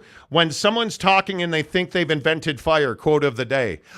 Me, look what I did. Like, literally, like we're going to roll the clip one more time. Not the whole thing, just the beginning. I love how in the beginning of the clip, he's like, so this is how the Apple deal got put together. So basically what the Apple deal was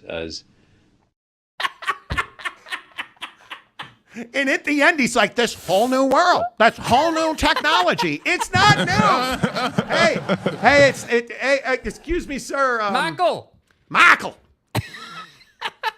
Hey, is that you, Michael Crow? Hey, look here, man. You son of a bitch. Good to see you. Just wanted to let you in on a little secret. Everybody has streaming on their phone, sir. And, pardon me. Everybody. Phone. Stream. Go ahead. Nope. You guys rail. I will... It's incredible, dude. It really is. It really, really is. Matt Hartley says Michael Crow needs to be fired. He doesn't, though. He is great at his job. Part of his job. Just hire a competent. He needs Mark Harlan. He needs the athletic director at Utah. I think one of the best athletic directors in the country. Yeah. He needs that level of athletic director. Somebody that will be like, get out of my office. We're not naming it Mountain America Credit Union Stadium. You fucking donkey. Maybe Field. Well, you can't because it's Cush Field. But you can't name Sun Devil Stadium Mountain America. Welcome in, folks. Mountain. UC, we are live at Mountain America Federal Credit Union, FCUA, FDIC, I think. Anyway, who's going to say that? Sun Devil Stadium, Tempe, Arizona, home of your ASU Sun Devil. Forks down, bro. Like, what are we doing? Yeah. It's not rocket science, man. It really is not. Gabriel, who had been here for 3 months, said, shocked that Crow still isn't fired. Yeah, dude. He shouldn't be fired, I'm telling you. Let's see. Jay Sleep gives us $5. Give away the tickets to Junior Varsity Game of the Year, Iowa versus Iowa State. Come on, man. Damn. Hey, I'll bet you on that game. Oh, too soon? Stay home. Apologize to that man. No, I won't apologize. I won't apologize. That was unnecessary. Unnecessary, but very, very good. Unnecessary, but very, very, very good. Yes, it was. Ron Nolan says post-nasal drip. Dude, it's killing me. Once a year, every year for like a month. Yeah, it's terrible. It's awful. Yeah, I mean, everyone has had post-nasal drip, right? It's terrible. That's HIPAA? It is the worst thing in the world. Greg Swain. Hello, Greg. What if Mountain Credit Union paid you $1 million for naming rights? Well, hey, shit, man. I'd call it the Monty Show presented by Mountain America Credit Union. See, it's FCUFA. And it's by the different. way, they have great savings accounts. You need your car loan refinanced. Don't go there. They suck. But the show's presented by... Guys. Normally, it would be 7% interest on your car loan right now, but you can get 6.99%. Tell them you heard about it on the Monty Show, and we'll give you 0.1% off your interest rate. Hell no. Mountain America Credit Union. Yeah, Greg, if they want to pay us $1 million, sure. Bro. But that doesn't mean I'm renaming my stadium after them. No. The answer is no. Our answer would be hell yes. Hell no. No. Arizona State should have said... Hell no. Renaming the stadium. But they did not. And it's wackadoo. Mike Smith says, Grandpa put too much Old Spice on. Dude, tell me that Michael Crow in this video doesn't look like he wears terrible clothes. So basically what the Apple deal was I mean, he doesn't smell like a Christmas tree or something. Don't you know who I am? Come on, man. Are you kidding me? Jimmy Otson. Does Michael Crow have a Streaming for Dummies book? Okay, guys. I've got this book right here. Streaming for Liver Spots. All you have to do is dive right in. It's like 4 pages. It is what it is. I can't believe he's like this brand new technology. And the guy didn't even follow up with like, hey, by the way, It's not brand new. This brand new technology with huge upside potential and minimal downside risk with both military and civilian applications. Patents are pending. Ain't no reset. Oh my God. This is why the Pac-12 is dead. I mean, seriously, dude. Like how embarrassing is it? Oh my God. James Knight, a member for 7 months. Oh, what's up, Let's James? go. Okay. James, I love you, buddy. I do. I actually thought about James is in Melbourne, Australia, and our guy Callum Von Moger was in studio yesterday. What a and stud. James, I thought about you during that. He says if Aaron wins, it will be as bad as Grocock. Nothing will ever. So, okay, we back in the day when we were thirsty as hell. Guys. Please subscribe. Like anything, could you get your sister to subscribe to? We would bribe people with Xbox giveaways. Here I am. If you're subscribed to the channel, we would do a random. We had a computer program that would generate a name. A program. So we were giving away an Xbox, and this kid from Sydney, Australia, comes on. He's like, "Oh, Corey Grocock." His literal name was Corey Grocock. And he's like, "If I get, I can't even remember what he said. 10 people. If I get 10 people to say I should win it, will you give it to me?" I was like, "Sure." Thinking that, well, our listeners are a bunch of dickbags. They're never going to give you anything. They're all wanting this. And what do you know? Like, bing, yes, Ding, yes, ding, yes. ding, ding, ding, We ding. and it filled up the queue. Give it to him. Give it to him.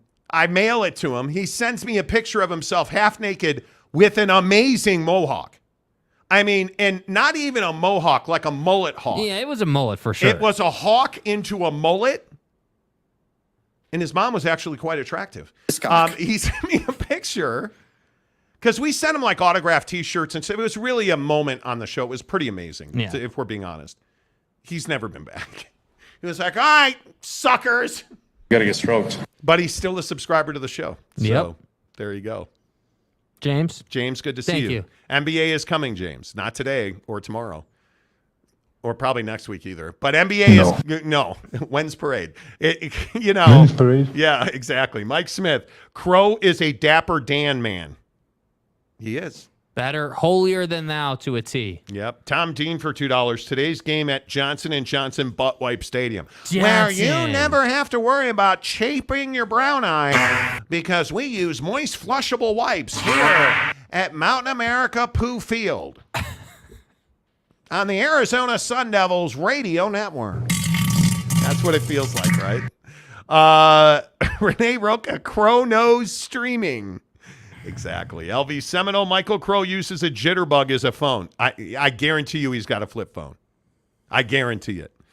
Jim Choi, Marie Antoinette wants to be PAC president, just couldn't understand how schools from the Big 12 could destroy the so-called elite academia. Just blind. Ooh, that's a deep-cutting dig. Well, truck stop conference.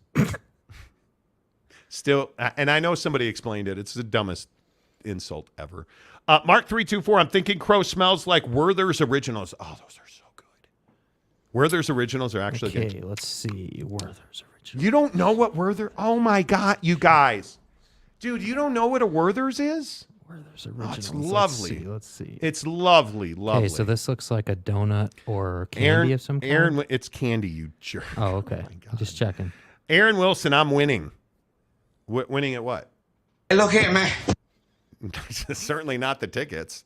Conference Commissioner Gumby says Monty had to write Grocock on the customs form, and I enjoyed it. We're standing at the counter, doing the customs form, and that thing was so the lady. expensive. So here's the thing: you never get good service anymore, right? I think we can all agree on that. You rarely get good service ever. This particular package, we go to send out at the post office, and the lady's like, because you were like, hey, I don't know how to do the customs form. Could you help me with it? So she takes the custom form, is like, just tell me the information, I'll write it down. He's like, Corey Grocock. And she's like, a slight hesitation. She's like, sir, I'm trying to be patient with you. Yeah, that I'm telling you, I think it was close to $100 to ship it. Yeah, and it took about 20 days or so, I think. It took forever. Yeah, it took a while to get there. Yeah. It was crazy. Jeff Woodworth. Michael Crow found out you can play football on Xbox and thinks that he should be in the that should be in the media deal. Seriously. Seriously. All right, a couple more on this because then we got to talk about NFL coaches. Mike Smith. You got to be either confident or tough with name like Grocock. Dude, you got to have the drip, bro. I think it's different in Australia. I think it is. Mike B says Monty's love for Werther's Original outs him as an old officially. If Werther's Originals makes me old, I'm old. Mm-hmm. I love butterscotch, dude. All day. Boss Frog, my guy, what's up? Did you see TCU and SMU are no longer going to play after 2025? Boss, are you okay? I mean, do you need somebody to come and polish the leather seats in the Tycoon? Ow! Are you going to be okay? It really hit me. How? It's a dark time for Boss Frog. Boss, how are you guys going to survive without Dallas on you? You know, like the city. You got to get stroked. You've lost the city of Dallas. In the state of Texas, it's SMU. How the rivalry, and I just don't know how you'll ever survive. Let's wind the clocks back a year. And I love that SMU. No, I'm not doing it again. We're not. No. SMU fan, put down the phone. I am not having an SMU is amazing argument today. No. I do not have the energy. Go back to your oil rig. Aaron, just curious, who's your +1 to the game? Ooh. Aaron Wilson, I believe you are being paid. Aaron Wilson, line 1. It's fair. I think Arizona State is fine, but I think Crow absolutely needs to start changing his tune when it comes to the Big 12. Amen. Yes, dude. He has been flat out disrespectful to the brand logo and all other teams. He really has. Yeah. He really has. Like, it is amazing to me that Michael Crow has said very few good things about the Big 12. Yes. And I get it. 10 out of 10 did not want to leave the Pac-10. None of these institutions wanted to go, but they all did. Yep. Well, 6 of the 10 did. None of them wanted to go. Yeah. But note that Taylor Randall at Utah, Mark Harlan at Utah had a press conference just so that they could talk about what an amazing person and a sharp dresser that Commissioner Yormark is, and he's a tremendous businessman, and this conference is amazing, and basketball's the best, and football's amazing, and that's about what you got in the Utah press conference, and wisely so. Yeah. Yeah, Arizona State's like, yeah, had to go somewhere. Just found the nearest turlet to take a dump on. Happened to be the Big 12. That's what it feels like. Yeah, it does. In all seriousness. Nope. Jeff Woodworth, that's what Deshaun Watson said. You never get good service anymore. Cock. James Knight. No, not different here, Monty. He would have been beaten up at school. Damn. You think? Hey, what's your name? I'm Corey. Oh. And then you imagine on the first day of school, the teacher's like, Corey Grocock. Cock. And he's like, here. Present. Yeah, present. Exactly. Roundabout, nothing wrong with being old. I'm an old, but also a tooth chipper. I am not a tooth chipper. That was kind of my point. There's nothing wrong with being old, but you damn well better know what streaming is. Like, the issue is he doesn't know what streaming is. Nothing wrong with being young, but you better know what Werther's Originals are. Oh, please. Are you It doesn't count if it happened before I was in existence on the planet, dude. No. There are so many things wrong with that statement. Look, guy, there are so many things wrong with that statement. Well, if it didn't happen before 1993, fuck them all. Nobody said boo. It just doesn't matter. Yeah. The Godfather sucks. Like deep dish pizza sucks. The Cubs in '84, they suck too. And Van Halen, I don't care who they are, they suck too. And Van Hagar's worse than Van Halen, so screw them too. You're a douche. Whatever. Corey Erickson. Hello, Corey here. What do you want?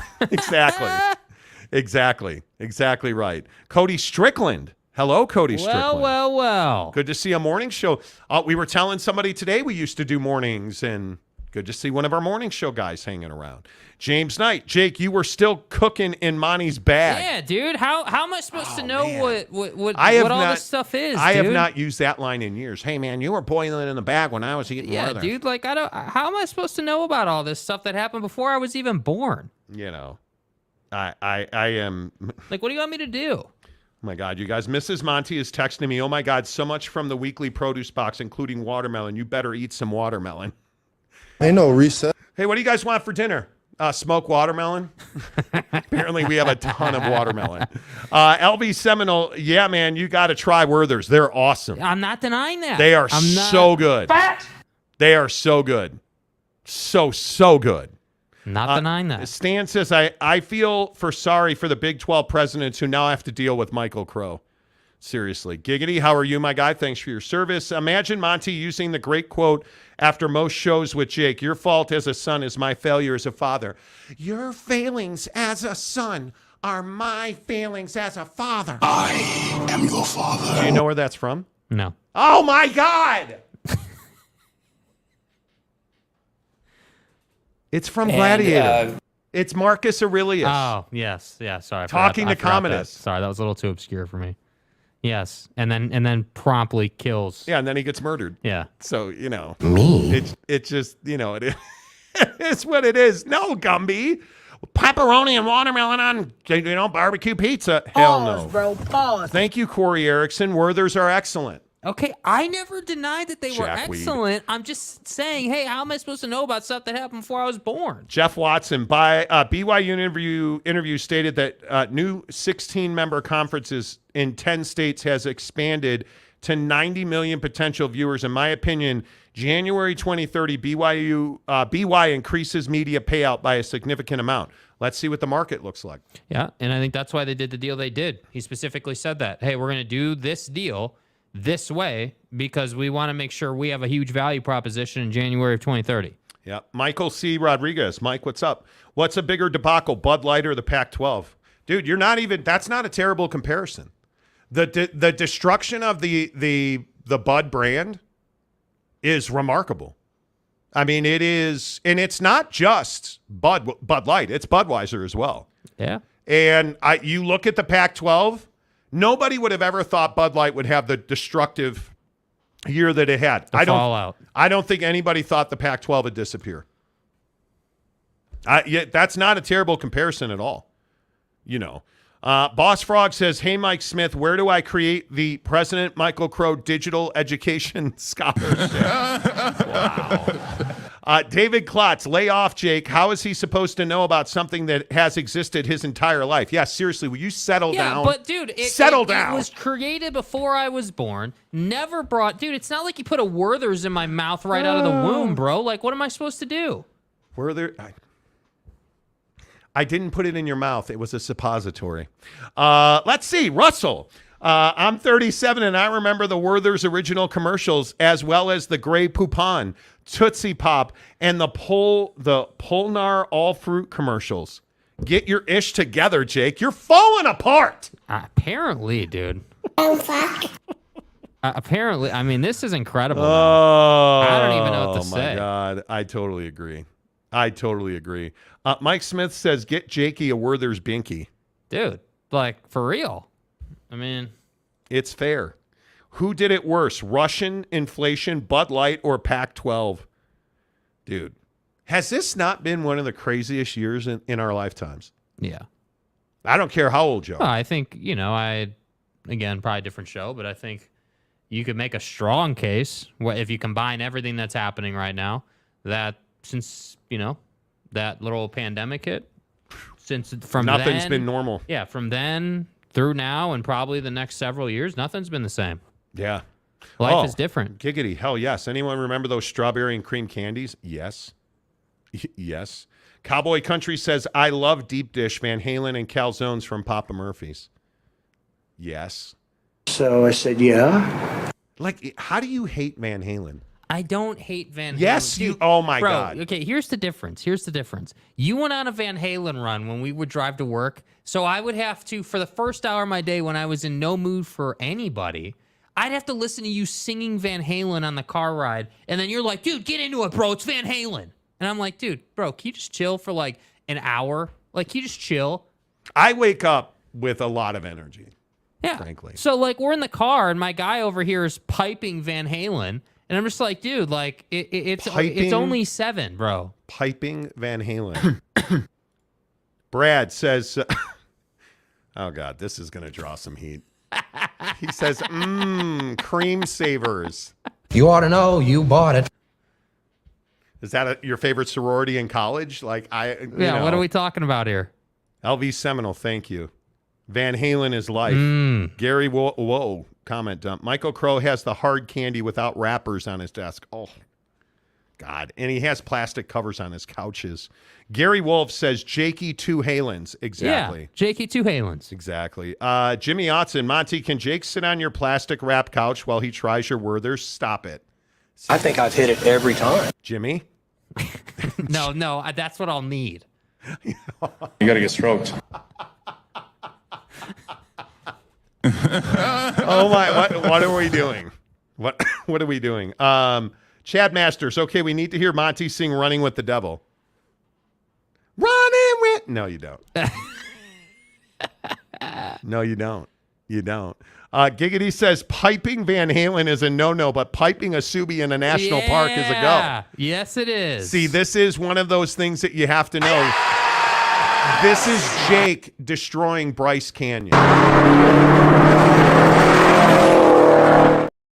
The girl that he dumped videotaped that for him. Yeah. So, congratulations. Thanks. Jake going catless through. It's not catless. Beautiful, Don't hate. beautiful it's not parks. Catless. It passes emissions. I'm not destroying the earth the way Teslas are. It's fine. The Todd Father wants to know: does Jake remember Gel Pops? No. No. Let me. You don't remember Jello Pops? Let me just check here. Hold on. If you have to Google search it, you don't remember it. No, Jello, no, you prick. no, Are you Jell-O. serious? I mean, yeah, I remember I remember the popsicles, but I was never a big thing in my life. Dude, who doesn't like Bill Cosby? Okay. We're going to leave it right there. Because 10 to the hour every hour, it's Football 50 on the Monty Show, presented by our good friends at Papa Murphy's Pizza. Use the promo code Monty25 to get 25% off your purchase of $25 or more at Papa Murphy's Pizza. A little breaking news out of the NFL last hour. We talked about it. Jonathan Taylor. I don't understand what the Colts are doing, but apparently they are not looking to extend Jonathan Taylor.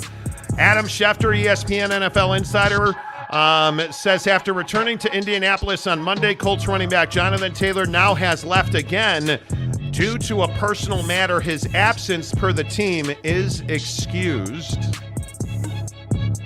Buying or selling, personal matter?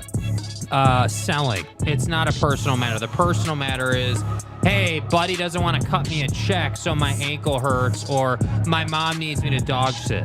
That's the personal matter. Okay. NFL coaches on the hot seat, Jake. Mm-hmm. Who's more on the hot seat, McCarthy in Dallas or McDaniels in Las Vegas, not anymore Oakland? Oh, I think it's McCarthy in Dallas, no doubt about it. I think that Mike is somebody that absolutely, positively hasn't been able to deliver yet. And I know this is super complicated because it is the Cowboys. It is Dak. You know, there's a lot of issues there. Obviously, Jerry Jones is completely, unwilling to pay the guys that you need to pay to have a successful football team. So I look at this, and if through no fault of his own, I feel like Mike is on the hot seat because Jerry Jones, once again, seemingly every year, wants to say that the Dallas Cowboys are going to win a Super Bowl, so he sets these really high expectations, but then you don't want to pay Zach Martin, to which I say, what are you doing, bro? At least with, Brandon Staley, or at least with, like Stefanski, right? Like, you can look at these different situations and say, okay, hey, both of those guys have good quarterbacks, things are moving in the right direction. We shouldn't be a 6-win team this year. The problem in Dallas is that Mike is never going to be able to live up to those expectations as long as Jerry Jones is running the team, because Jerry thinks you should win a Super Bowl, but Jerry doesn't want to pay anybody. And by the way, I think the other thing with Mike McCarthy in Dallas is you play in a division that, yes, is up and down, right? Like, some years that division is really good, other years it's crap. Right now, it's pretty good.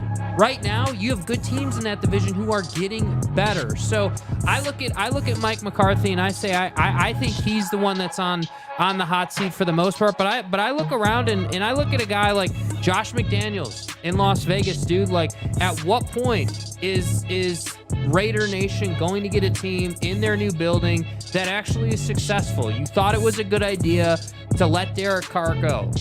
And now he's in New Orleans, looking pretty good. I look at the Raiders and I say Josh McDaniels is absolutely a guy that's on the hot seat. Mike Vrabel in Tennessee, I don't think he's actually on that much of a hot seat. They're a mid-level team that is a nice story when they overachieve, and then some years they're a disappointment. So again, another question, Derrick Henry. Why wouldn't you pay Derrick Henry if you're the Titans? I just don't understand it. So I look at a lot of these examples on the hot seat list, and I'm just like, dude, what are we doing? You want to say it's the coach's fault, but then you don't want to pay anybody. That's what I don't understand. Brandon Staley in San Diego, now Los Angeles, in the Rams house.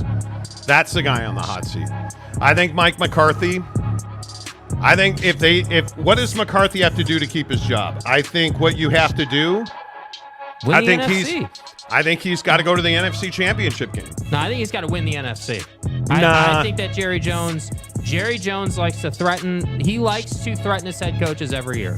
If we can't figure it out, we'll have to make some changes. But are the Cowboys even close to the best team in the NFC? No, but that's not the point. I don't think that's the point. I think the point is, there's a couple points with Dallas. Hey, how many interceptions is Dak going to throw? And I don't care if it hit him in the hands or not. Paper's paper, right? Jerry Jones is going to leverage the hell out of you with that situation. Wow. He is, dude. He is. We're going to throw down now. Go ahead. Slurp Dak. Go ahead. There is no way that you can say I don't care if it hits his hands. Well, that's what Jerry does regularly. I think that they have to go to the NFC Championship game. Winning the NFC, going to the Super Bowl, I think that's a bit much. I think you're right about Josh McDaniels in Las Vegas. I think it'd be a mistake to fire him I think they have to contend to win the AFC West. This guy hasn't finished above 500 yet.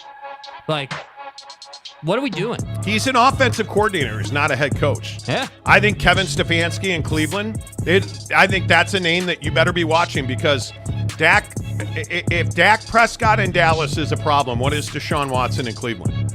There's only so many washcloths to cover up the trouble in Cleveland. Okay, probably too soon. But my point is, Deshaun Watson's been an underachiever in, I think, his last 2 full seasons. Now, Houston... Last year, we didn't see exactly a whole lot of signs of growth throughout the end of the season there. Deshaun Watson has to come out and play well. They have to win the division for Stefanski to keep his job, in my opinion. Yeah, I think the only difference between Deshaun and other guys is they made that investment in Deshaun in a really negative time. They did. And I think that's going to buy Deshaun, a ton of leash with that organization. Stefanski, I think it depends how the team performs in the sense that they could be a 500 team, but if the media narrative is that, hey, they did a hell of a job being a 500 team and they were moving in the right direction, he'll stay. But if you're a really bad team and the media is torching you and it's just a bad situation, then you're going to have to, it's like with the Yankees. The Yankees need to fire Booney, right? Yeah, Aaron Boone's got to go. I would agree. So if it's like that in Cleveland with Stefanski, it's the same deal. I just think they've underachieved with him in the Baker situation. Now that if Deshaun doesn't come out as a refreshed, ready to go MVP candidate, I think Stefanski's going to be in real trouble. Yeah. And I still maintain Brandon Staley in Los Angeles is probably the guy on the hottest seat in the NFL. You just extended Sex Machine. He's a great quarterback. And if they don't make real strides to catch Kansas City with the money they have on that defense, the money you just invested in Herbert, I think he's in real trouble. Yeah. He'd be the first guy I would look at. Yeah. Because I think when you look at the AFC West, everybody just checks off Kansas City. Yeah. The Chargers have to make a run here. They have to be in position. A minimum. If they could finish second to Kansas City, you better make the playoffs. Yeah. You had better make the playoffs in Los Angeles or Brandon Staley's going to get done. Agreed. By the way, one guy I'd watch, Sean McVay with the Rams. There's already rumblings. If they are not significantly better, I think that's a guy I think you could see getting changed. Yep. Significantly. Jim Choi says Rams rent out UC Irvine campus for training camp. Chargers rent out JUCO College campus, Orange Coast Community College, and share it with the OC Fair. Probably. That could be true. You know. No, too much gravy. I'm not reading that. Rice Martin, I disagree, Monty. The Browns just need to make the playoffs and make a run. They better look really good doing it. Because I think Stefanski, they hired him with expectations. And I think, excuse me, I think that those expectations are very high. Yeah. Yeah. I mean, what are the hardest jobs that we have here? Like the Dallas job's impossible. But, I mean, the Chargers spend money. I mean, you went and got Kellen Moore, speaking of the Cowboys. Like, yeah, I mean, the Chargers definitely need to win more. I agree the division you're in makes that a more difficult path, but ultimately you got to win that Raven playoff game. You know, you got to, like, in those big moments where you need a play, you got to make that play this year. And what about Belichick? Yeah, you know, Belichick's an interesting case because I agree with the take that, hey, he's a legendary head coach. They're never going to fire him. Okay. But ultimately, like, in the NFL, like, you got to win on some level, dude. And I don't think that, like, I'm a big proponent, like, with Tom. Dude, with Tom Brady's retirement, with Tommy, I was a big proponent of, hey, go out on a high. So if I would say the same thing about Bill Belichick, dude. Go out on a high note and just let the organization move on from that era. Yeah, I wouldn't disagree with it at all. Football 50, 10 of the hour, every hour, the biggest stories in football, presented by our good friends at Papa Murphy's Pizza. At Papa Murphy's, we do more than just pizza. We do meatballs and marinara. Papa Murphy's does meatballs? Oh, I think you mean I do the meatballs and marinara? And how do you do it, Dad? How do I do it? How do I do it? Oh, well, we do it with savory ground beef Covered in tangy marinara.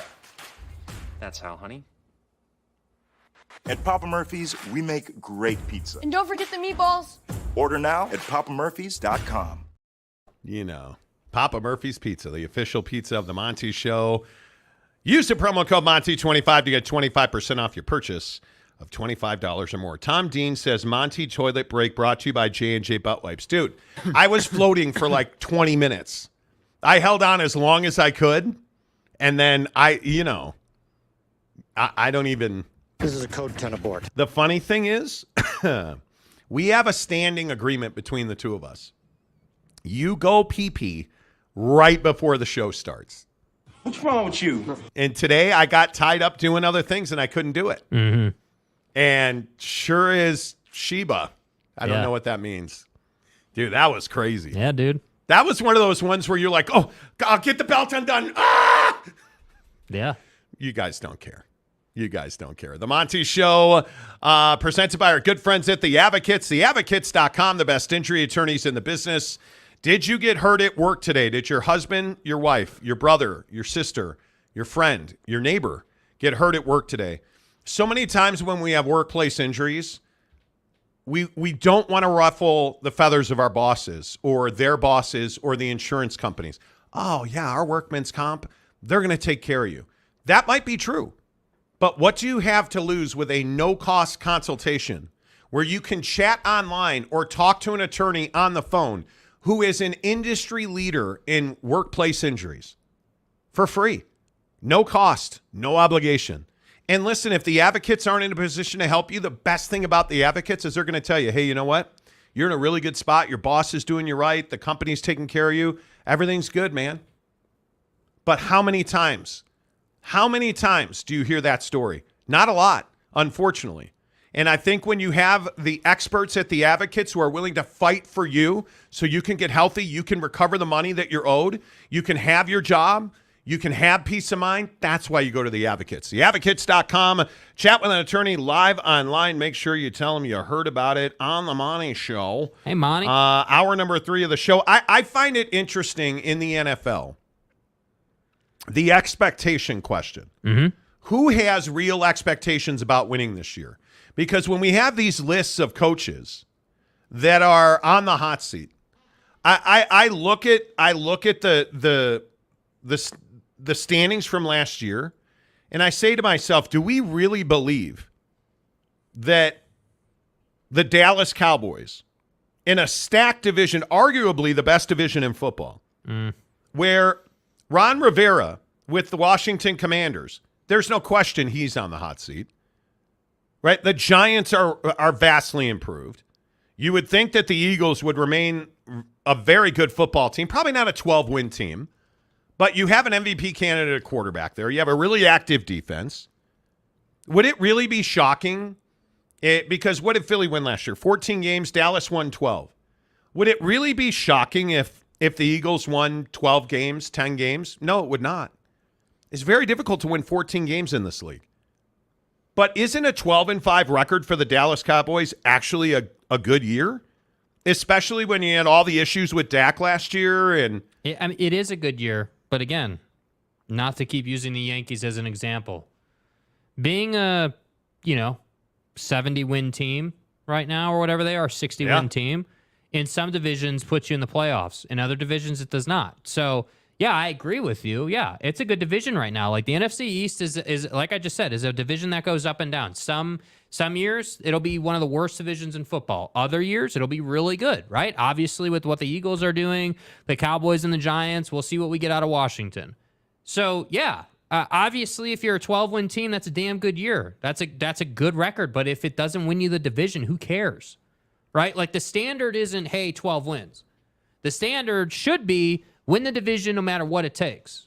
And if you can't get that done, then we have to have a conversation. And I'm not saying that they need to have a conversation with Mike right now. I think if you're losing your division with 12 wins, that's really tough. And at that point, I'm saying, okay, Jerry, we got to build a little bit better of a roster now, right? Like where did we fall short? Like I think then you're starting to kind of get picky about like, hey, where did we fall short? What plays did we not make to get the 13th win, the 14th? Like that's when those conversations happen. So yeah, I think Mike McCarthy is absolutely on the hot seat, as anybody coaching the Dallas Cowboys is every single season. Yeah, I don't disagree with that, and because expectations I think matter. But I look around the league.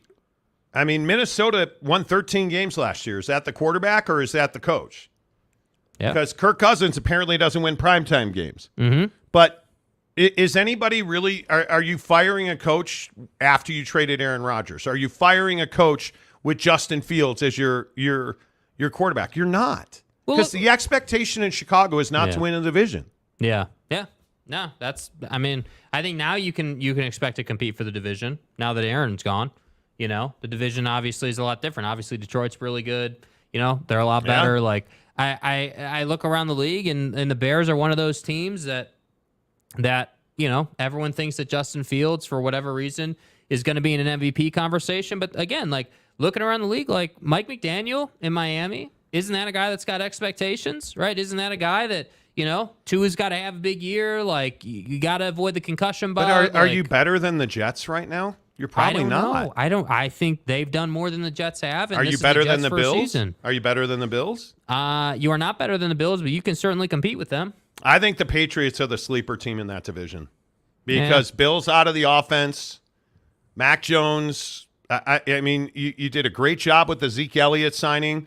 So he doesn't have to be an every down back for you. Yep. He's a short yardage goal line guy. And I think they're in a great shape. I don't know. I think our expectations are whack.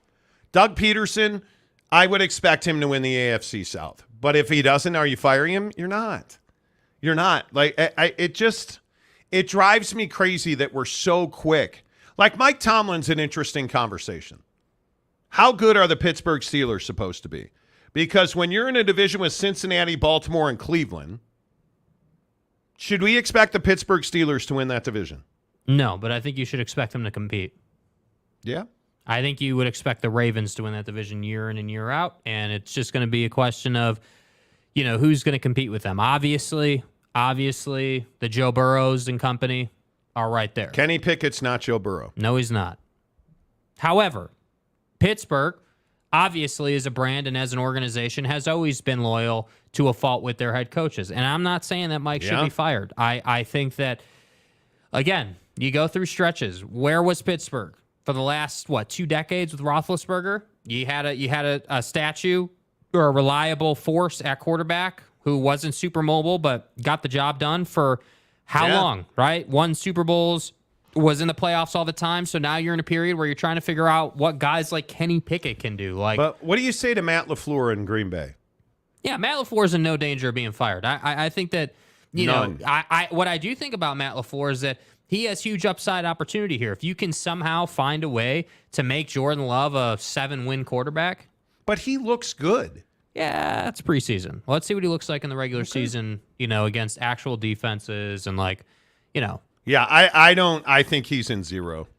I think he is. Yeah, LaFleur is in no danger. He's good there. Yeah. I think your point about McVay is spot on, though. And I don't even know that for McVay it's a fire thing. I think there's a good chance if they're terrible this year that McVay might just say, yeah, I'm just going to step away. He's going to do what Cliff Kingsbury did, right? Hey, I'm just going to step away and go with my honey down to the Maldives. I'm just going to go and check out for a while. Yeah. I think there's a good chance of that. Yep. Greg Hawkins, how the heck are you? He says Daniel Jones is elite. This is our year. Go Giants. Okay, I'm a Daniel Jones guy. Okay. I'm a believer. Greg, I need an explanation as to how you're a Giants fan. Are you a New Yorker or what's He's always been a Giants fan, though. That's an interesting question. How'd you become a Giants fan? I had no idea he'd always been a Giants fan. He's a Utah guy. So, of course, Teddy Wayman, the Tile King of Utah, says, I disagree, Greg. I'm pretty sure Daniel Jones is mid. Yeah, well, I see, again, this is the problem, though, with Daniel Jones. He's going to make that great throw, right? He'll bomb it down the field, but then there are times where he'll just miss the 8-yard crosser, and you're like, dude, what are we doing? How do you not make that throw? Yeah, I think he's going to have a huge year. The Saquon Barkley thing is going to end poorly. Yes, it is. Because he's got. How can you risk going a hundo P if you're Saquon Barkley, knowing that you're going to get tagged again? Look at these stats. Look at these stats. Daniel Jones, 16 games last year. 317 for 472. That's 67%. Good number. 3,200 yards. Only averaged 6 yards a throw, which is mid in my opinion. But again, you have a massive talent at running back there. Yeah. And they by design want to run the football in New York. Yeah, Saquon's giving him 4 yards a carry. I mean, I get it. I'm in a place where I think Daniel Jones is fine, and I look at what Dayball's done there, and that's a run-to-win team. It's as sure as it's ever been in New York. That's a run-to-win team. Well, and I think in the league, it's kind of what you were saying yesterday when we were talking about backs. At some point, you're going to have to hand the ball off to get the 3rd and 2, like with the Jets, right? And Dalvin. At some point, you're going to have to hand it to Dalvin. He's going to have to get that first down. By the way, that signing became official today. Yeah. So, listen, I think it's really easy to lose in the NFL, and it's damn near impossible to win. And so when you win 12 games like Fathead McCarthy did, I don't see how you fire him unless he's a 500 head coach this year, and he's not going to be. They're going to be good. Yeah. They're going to be good. I don't know how well they'll run the ball, but they've got every ability to throw the football. I mean, they're going to get tested early in the season. I mean, Giants week 1. Yeah. Jets, Cardinals, Patriots, Niners, Chargers, Rams, Eagles. The schedule really doesn't lighten up till, what is this, week 11? It doesn't lighten up. It's wild, dude. It doesn't lighten up. It's remarkable. But, again, this goes back to a guy like a Dennis Allen in New Orleans. You're on the chopping block, dude. If the Saints are not markedly better this year, and because Derek Carr was say what you want about Derek Carr and what he did with the Raiders and whether you loved him or hated him, he looks really good. And he's going to fit into that offense quite well, I think. And if Derek Carr goes in there and throws the ball around and you still are a sub 500, what were they, 7-10 last year? Not 9 and 9, whatever it was. I can't remember what they were, 8-9 or whatever. You can't tell me that he's not getting whacked because they should be better than that. But I also go out west. What do you say to Kyle Shanahan right now? I mean, I would assume that your quarterback position's pretty stable at this point, but your quarterback's coming off of a pretty significant elbow injury, and he's untested largely. Yeah, the Saints were 7-10 last year. Yeah, Dennis Allen's got to turn that thing around, and Derek Carr's got to do well for them. Yeah, but what are the expectations in San Francisco? It would be NFC Championship or bust. Yeah, well, I think they have the team. I mean, again, the quarterback position is a big question mark, and again, I think if you're a Niner fan, have faith, man. Have faith. I know Trey Lance looked terrible. He sucks. He does suck, in my opinion. I agree. But Brock is going to be fine. Prove to me that Brock Purdy's the guy. Oh, I don't think there's any doubt he's the guy, dude. It's whether he's the same guy he was. Yeah, well, prove it to me. Prove it to me. I need to know that he is. I need to know he's the deal, man. Like it is. We'll see. I don't know. Jansen, I think in year or two he will be very good.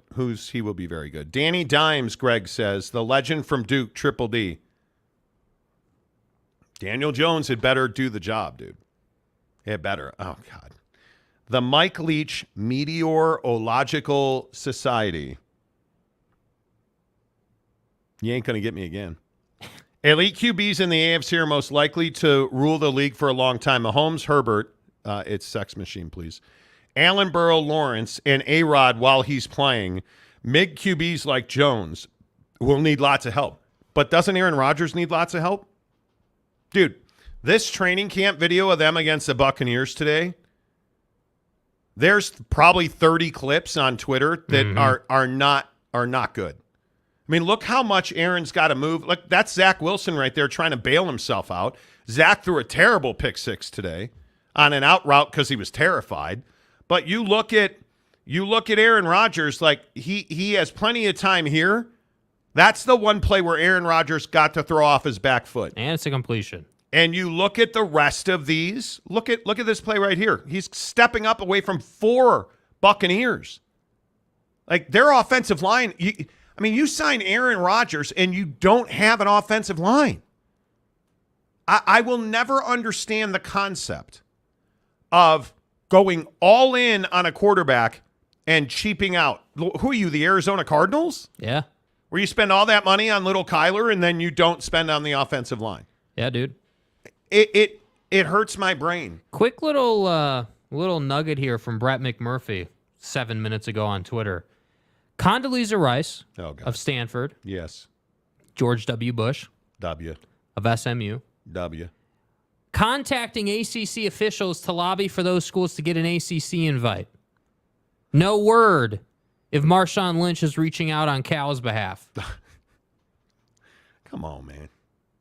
What are we doing, dude? Come on, man. What are we doing, man? Look, come on. I get it. Condi's a Stanford alum. And Condoleezza Rice, she has been on the college football playoff committee. Like, she's got sway. But if George W. Bush calls you and he's like, hey, bro, at SMU, what does that do for SMU? Does George W. Bush calling anybody to add a SMU to their conference, does that make you move? With all due respect to Dub, does that make you move? I don't think so, but it speaks to the lengths these folks are willing to go to. I think it does. Boss Frog for $10. Dallas Cowboys, over 10 wins, minus 140. Under 10 wins, minus 110. Oh, my God. Over. Take it. Trust me, take it. I mean, I guess you would go with the over. I mean, their schedule is. I mean, have you guys seen the schedule for the Dallas Cowboys? You probably don't want to bet that. I would say bullet, pass on it. I mean, the schedule is tough. There's no doubt. I mean, at the Giants, Jets, at the Cardinals, there's one win. Patriots. You don't think they can beat either the Giants or the Jets? I think the Giants on Sunday Night Football Week 1. I don't know, dude. How? I wouldn't. That's at MetLife. You're going to get your balls stomped in by that Giants line. Cowboys Giants has always been one of those matchups you never know which way it's going to go. I don't care what building you're playing in. Yeah. Okay, lost there. I would take the Cowboys right now over the Jets. I need to see it from the Jets first. Okay, so they're 2-1 after the Arizona game. Patriots in Dallas. 3-1. At the Niners. 3-2. At the Chargers. 3-3. Rams. 4-3. At the Eagles. 4-4. Giants. We'll give them that loss because they won the one earlier, right? So you're 4-5. At the Panthers. 5-5. Commanders. 6-5. Seahawks. 7-5. Eagles. At home versus the Eagles. What do you think? 8-8. What were they? 8-5. 8-5. At the Bills, 8-6. Yep. At the Dolphins, 8-7. Home for the Lions, 9-7. Ooh, I don't know about that. No, they'll beat them. And then, what's it going to come down to? Washington, the Commanders, as and that game, post Jones or Daniel Snyder. By the way, did you guys see that Jamie Raskin, the congressman, is asking to refer Daniel Jones to the DOJ for lying to Congress? Yeah. Because the NFL official investigation into the Washington Football Club's activities and Daniel Snyder's dealings and operations, that report directly conflicted with testimony that Snyder gave. And now Jamie Raskin, and I think most of I think it's going to be bipartisan because several Republicans are in on it too. I think they're going to refer him to the DOJ for lying to Congress. I don't think Daniel Snyder's off the hook at all. But I think the Commanders are going to beat the Cowboys in the last week of the season. So I think I would take the under. I wouldn't bet this. Frog, dude, I would not bet this. I don't trust. I mean, the Cowboys are notoriously unreliable. I mean, let's be honest, right? Like, talking about, they lose that Saints game a couple years ago, and I wouldn't do it. Yeah, I wouldn't do it. I just would not do it. I don't know. I also think, if you're a Dallas Cowboys homer, you're saying that they're going to beat the Giants and the Jets, that they're going to beat, a team like the Chargers at their place. I don't think they will, but a Cowboys fan, would probably sell themselves on that. Roundabout wants to know if we saw the Kyler squatting video the other day. Do you mean this one? Pick it up. The intense face. Do you even lift? Look at him. Look at him getting after it with the defensive linemen. Or wait, those are he looks like a safety in the NFL. What do you bench? I mean, Kyler's getting after it here. I mean, this is some damn impressive video. Yeah, I'm a little surprised, the ass sports to grass. bar's not on. Ass to grass. Yeah. Look at that. He's getting ass to grass there. Yeah, dude. Push him out, Kyler. Kyler looks like he's grown a little bit. A little bit, dude. A little bit. You're welcome. It's what I can do.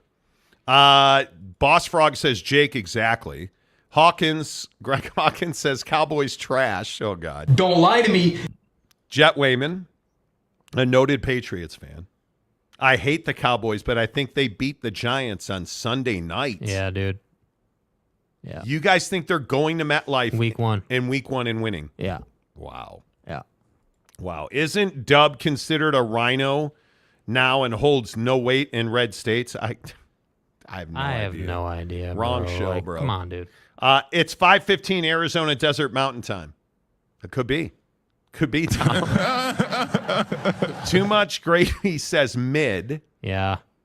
RB says, what are the Commanders changing their name? Not soon enough. That's a terrible name. Terrible name. Kim Coulter says, love this. Pick them to lose. I love it. Why does everybody hate the Cowboys? Because they're a front-runner team. Well, they're not. Easy bandwagon team. Their fan Jerry base makes is. them. Dude, Jerry comes out every year and says they're winning the Super Bowl. Right? Dallas Cowboys. Dude, I love Texas, but my God. I do love Texas. Every single year in college football, they're winning it all. SC, every single year, they're winning it all, especially now with Lincoln. Right? Like, they're the Lakers. My God. The Lakers are winning the NBA championship every single year. But and here's the thing that I don't, and maybe I'm just a complete, maybe I'm mid on this one, bro. Why are the Lakers always talking about winning championships? Well, because they go and get guys like D'Angelo Russell last year, or Anthony Davis, or LeBron James. Yeah. And we're faulting them for that? I'm not faulting them for it. I'm saying that. No, you're calling them front runners. Yeah, I think that they are organizations that, like, the Lakers are not as good of an example because they have won recently, but like the Cowboys are the ultimate front runner team where it's like, hey, yeah, I'm Jerry Jones doing great community work, circumcising skeeters, and we're winning Super Bowls. And then you don't make the playoffs. You're never going to let circumcising skeeters go, are you? No, I'm not, dude. Pulling off that foreskin off that skeeter, dude, boy. like, what are you talking about, Jerry? Dude, what are you talking about? Like, I don't need to see Jerry Hey, Jones boy, I'm salting coming. his McGriddle anytime soon. Coming for that foreskin, Skeeter. I'm not doing that. You see these tweezers, Skeeter? They got your name on them, boy. I think I've hit it every time. Like, come on, dude. Come on. Circumcising Skeeters. Oh, my God, that is so good. It is so good. Jeff says, what? Snyder was lying? No effing way. No, Gravy, I'm not reading your comment. Kaner and the Jets win the Super Bowl. Did you see that pick six that Zach Wilson caught the football, we're focused on the Jets today. threw it left. His receiver ran the go route, and the defender caught it and ran for a touchdown. Pick six. Pick six. No, Biscuit. I'm not going to say their old name. The Mike Leach Meteorological Society. Is there a more uninteresting and mind-numbingly boring division than the current NFC East? I'll watch Philly, but these other teams have been brutal to watch for years now. Lots of 500 teams. Because it's garbage. Yeah, it's hard to argue with that. Right? It's hard to argue with that. Yeah. I think the Giants are a better team now, though. I do. Boss Frog says, okay, hard pass, my man. Aaron Wilson says Arizona time pass. Exactly. Yeah, I know what time it is. Jeff Woodworth, Snyder and Sandra Bullock just can't trust people these days. Please. Am I making too much out of this blindside thing? No, I think other people on Twitter are. Or, excuse me, X. X. Thank you. Elon worked hard to destroy Twitter. Nice sign, dude. So Michael Orr, the blindside. Michael Orr, in a lawsuit, is claiming he had no idea that he was not adopted by the Toohey family. The movie, The Blind Side, Michael Orr, homeless kid, rich white family takes in the poor black kid, like turns him into an NFL player.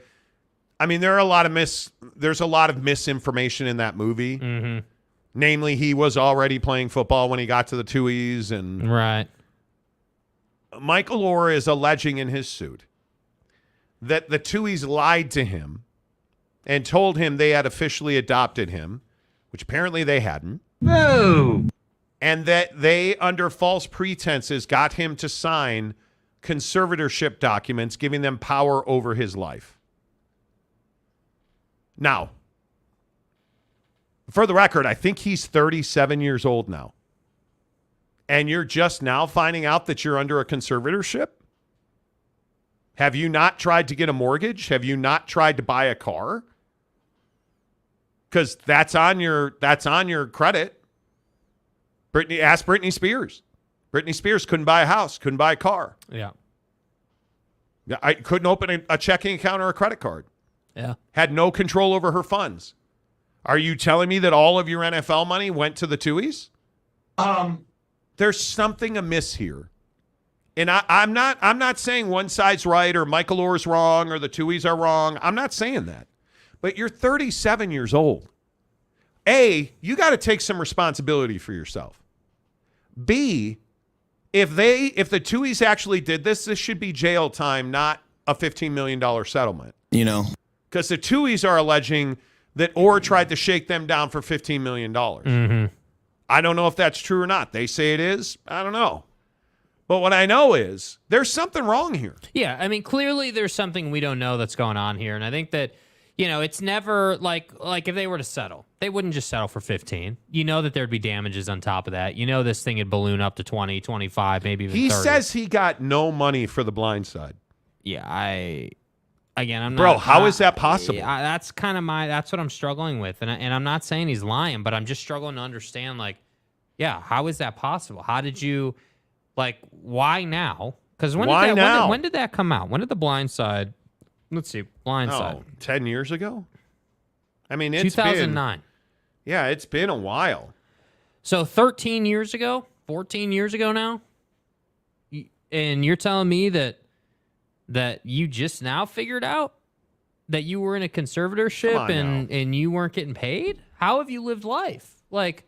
That'd be like watching the show and not hitting the like button and not hitting subscribe. That's right, T. People just don't do that. We're not savages in this world. Yeah. We hit the like button and we hit subscribe on the Monty Show, presented by our good friends at Super Chicks. Super Chicks on Riverdale Road in Ogden, as well as our good friends down in the Jeezy. Thing I love about Super Chicks, absolutely every single day, everything is fresh in-house at Super Chicks. So your breaded chicken breasts, your crispy chicken sandwich, never frozen. Your tomatoes, your lettuce, your onion, chopped fresh every single day. Those wonderful French fries, chopped fresh every day in the restaurant, right? The custard made whole in-house every single day in the restaurant. You love that freshness. And the thing about Super Chicks on Riverdale Road in Ogden and down in the Jeezy, it's a family business. 4 brothers own it. They all work in the restaurants. It's a family thing. You walk in there and say, hey, I heard about you on the Monty Show. They're going to take care of you, man. Go into Super Chicks in Ogden on Riverdale Road or in St. George. Tell them you heard about it on the Monty Show, and you tell them you want that deluxe chicken sandwich, extra pickles, and you say to them, pimps are going to pimp. I want it. See what I'm saying? I would not recommend saying pimps are going to pimp. I would. I think that's exactly what you want. Chris Phillips says Michael Orr was fine how his life turned out. Full ride to Ole Miss, drafted in the NFL, made millions. Heck, Hollywood made a movie after him. Then over a decade later, he ran out of money, and Dad said no. I don't know that that's what happened. Yeah, I think you're assuming. Yeah, I mean, that could be what happened, but I have no idea. Are you telling me that Michael Orr is outwardly saying he got no money from The Blind Side and he's just lying about that? I mean, admittedly, he has been not in the public eye for how long? I mean, well, he was never an outwardly public dude. I know, but dude, even the most obscure celebrities you see around. You hear whether it's beach pictures or, hey, he was seen here or there, you see him around. I mean, I know he wasn't out, way out, celebrity status guy, but, hey, is he at the Hall of Fame game or is he here or is he there? Dude, I mean, that's, you would see him around. Perfect example. Hey, he's at this football game in a box with his family. It's all good. On a Fox, football game. You would see him around, but you haven't seen him around anywhere. No. And so I'm not saying I agree with this right here, but what I am saying is I don't know why I haven't seen you, and now the first time I've seen you, it's because you're suing this family of yours. It's wild. It is insane. Wild. And my question is, are we ever going to find out? Because ultimately, and this was your point, they're probably just going to settle this thing and move on, I would guess. Yeah, and so we'll probably never know the truth. MH5, no, Monty. The Blind Side takes place in Mississippi. It's Mississippi. Nothing would surprise me. I'd reference a former QB from Green Bay, but I'd get sued. Exactly. Tony says Christina Aguilera is hotter than Britney Spears. Yeah, but because Britney is wild. Yeah. Yeah, you can't Britney look at and her husband are getting divorced, by the way. I don't know if anyone saw that. Ugh. That's rough. Yeah. Conference Commissioner Gumby, Brittany hotter than T Swizzle. Oh, well, please. Everybody is. Dude, don't start Everybody that. is. Dude, Britney Spears is not. Right now? Or you're talking about prime Britney Spears? No, right now, today. No, she's not hotter than Taylor Swift. Yes, dude. everybody. No, you're not. hotter than Taylor Swift. No, I'm not, dude. Yeah, you are. No, I'm not. Okay. Okay. Aaron Wilson says hit the like button. Capazzo says Xtina still kind of hot. Brittany not so much. I would agree with that. MH5 wants to know, Jake, are you under a conservatorship? Just blink twice if you are. Help's coming. That's a no.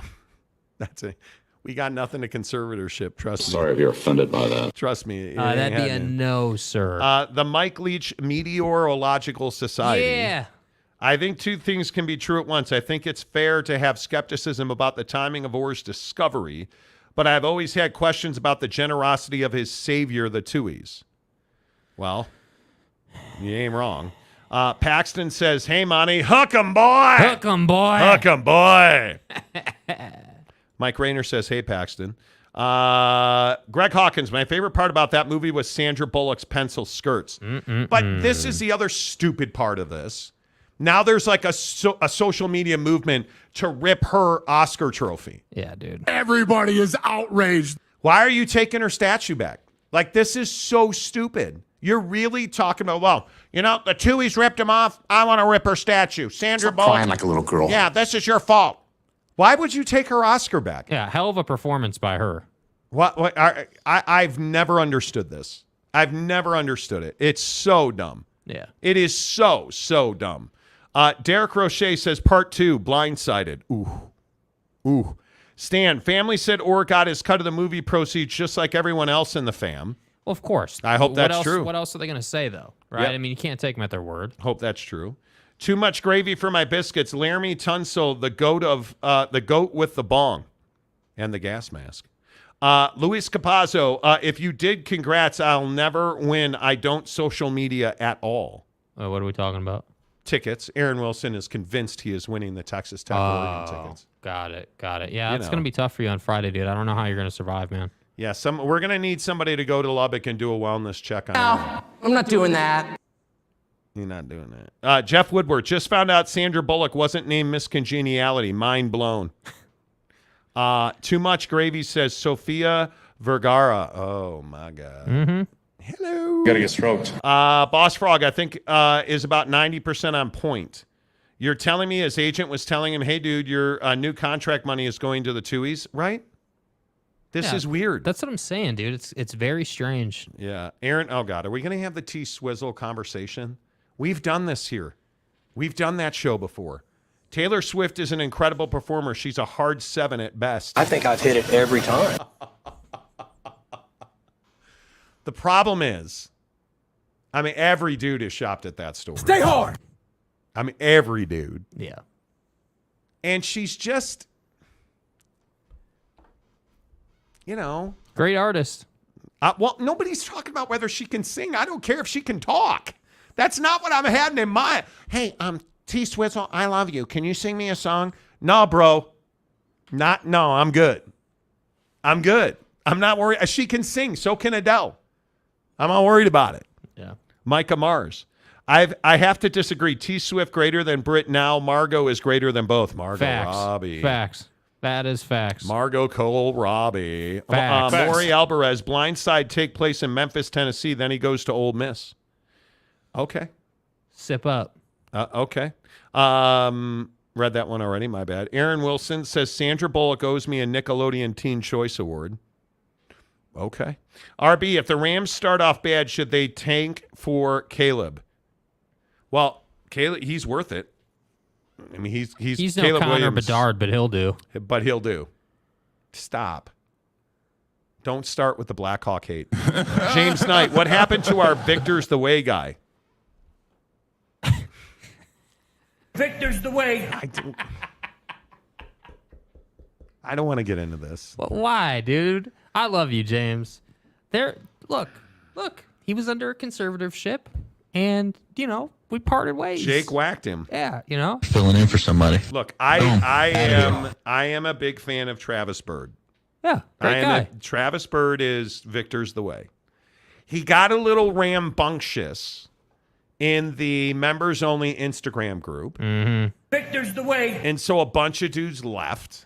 Victor's the way. And so we had to explain to him. And so he's kind of gone dark. I hear from him on Instagram once in a while. But Travis is not in our Instagram group right now. Vexes me. Currently ever. He's a good dude. Yeah. He's the official ambassador of the Monty Show. Always will be.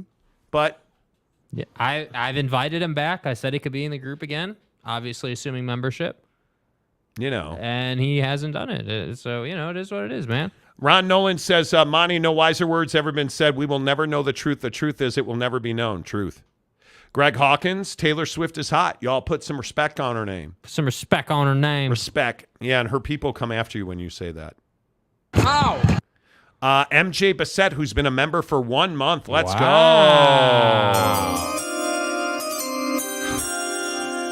Yeah, this is what you choose to comment with your 1 year anniversary or 1 month anniversary comment.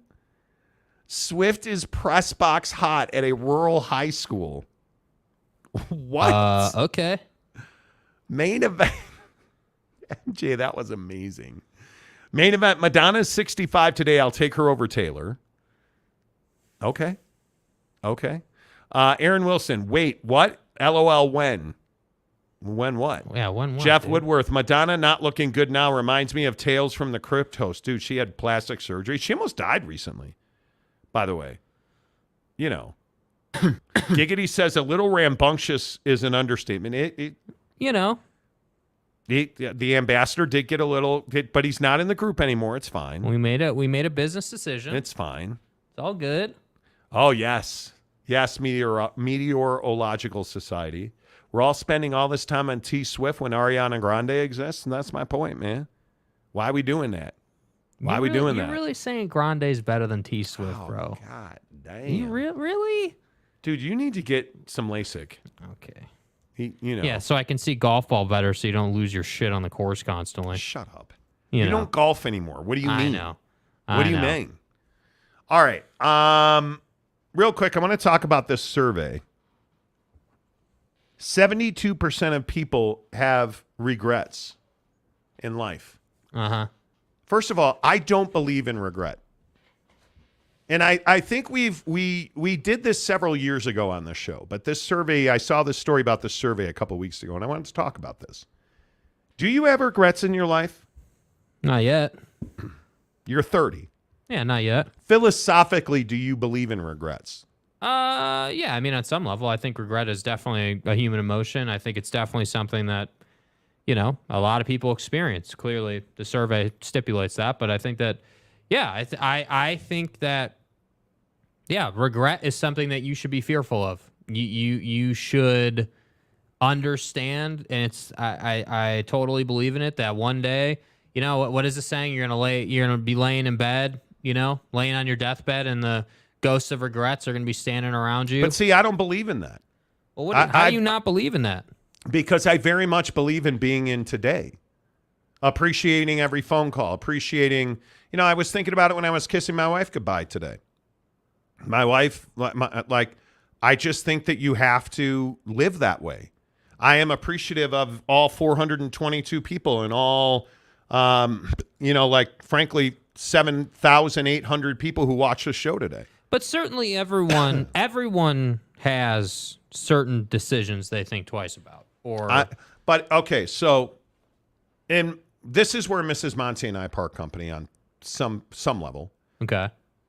So if I go back in time and I say, okay, I'm not going to quit that job. I'm going to keep that job.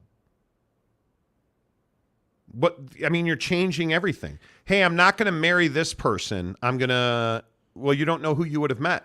Maybe you would have met somebody that would have murdered you. You can't go back and change things. It's physically impossible. And I am a big believer that there are no accidents. There are no accidents. That the CEO of Bucked Up Energy, Ryan Gardner, sat right there yesterday. Mm-hmm. And I said to him, and he said it's a core philosophy of theirs. It's funny how when you work hard, you just tend to start getting real lucky. And the harder you work, the more luck comes your way. Right. There's no such thing as luck. There's no, in my opinion, there's no such thing as luck. You don't accidentally. Everything happens for a reason. You work hard, you get a result. You treat people well, you get a result. Mm-hmm. You make relationships, you get a result. But what happens when you don't do those things and you don't get the result, and 10 years later you're looking back wishing you had?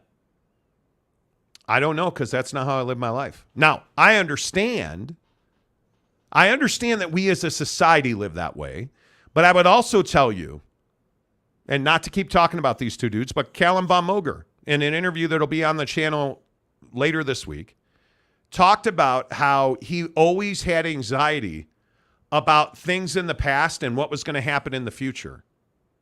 And so there was no today. If you spend your life being pissed at yourself for things that happened yesterday, a year ago, 5 years ago, 10 years ago, you have no future. Mm-hmm. You have no future because you don't understand how good you have it today. Because no matter what you say and no matter what you think, somebody's got it worse than you. And I know, I know people who are struggling with finances, who are broken in debt. Somebody's got it worse than you. I know people who, I must know 5 people who are dealing with a death in their life right now. Somebody's got it worse than you because you're not dead, they're alive. Right? And I've told you guys this story before, a listener of ours reached out to me probably a year ago now. Yeah, something like that. Yeah. And it is one of the most monumental moments in the history of the show. And he said to me on Instagram chat, "Your show's the only reason I'm still alive." And it was an incredible lead into a conversation where he talked about he was disappointing his family and all of his friends, and he had lost his job, and he was trying to do DoorDash, but his motorbike did not work. He used a moped, and his motorbike didn't work. And so he could not get into downtown Tampa. And so he didn't have a job. He didn't have money. He didn't have a way to get a job because he couldn't afford to. And so we were just talking about things, and we just worked it out. And I can't remember what he wound up doing. He wound up selling something. I can't remember what he wound up doing. But he wound up selling things on his local classifieds, and he made enough money to fix his moped. And then I never heard from him until that day where he said, that conversation we had is the only reason I'm alive today. And the thing that really comes to me is there's always a way. And so this survey was of 1,500 adults, male and female. They asked these 1,500 people, do you have regret? 72% of these people said yes. Do you know what their number one regret in life is? Ask yourself right now, what is my number one regret in life? Their number one regret is their spouse. Their number one regret is the person they married. Number two, the education they got or did not get. Number three was career choices. Number four was I can't remember what number four was. Past relationship was number four. Mm-hmm. And number five was death in the family. Something like that. Mm-hmm. But it's crazy to me that number one is the person you chose to marry. That's wild. Imagine every single night laying in bed next to somebody and you're like, man, I regret this. I messed this up. How, dude? How? It's wild to me. Because people aren't selfish, man. You gotta understand that. People don't like uncomfortableness, and I'm not saying I like it, but I think that it's I was just having a conversation with someone where I was talking about, like uncomfortable is, the emotion or the feeling of uncomfortable is just another emotion. It's another thing that your mind makes up to deal with a certain situation that maybe you're not equipped to handle or whatever the case may be. And I think that, when you're laying, the idea that spouse, the person you're with is your number one regret, tells me that you just, I don't know.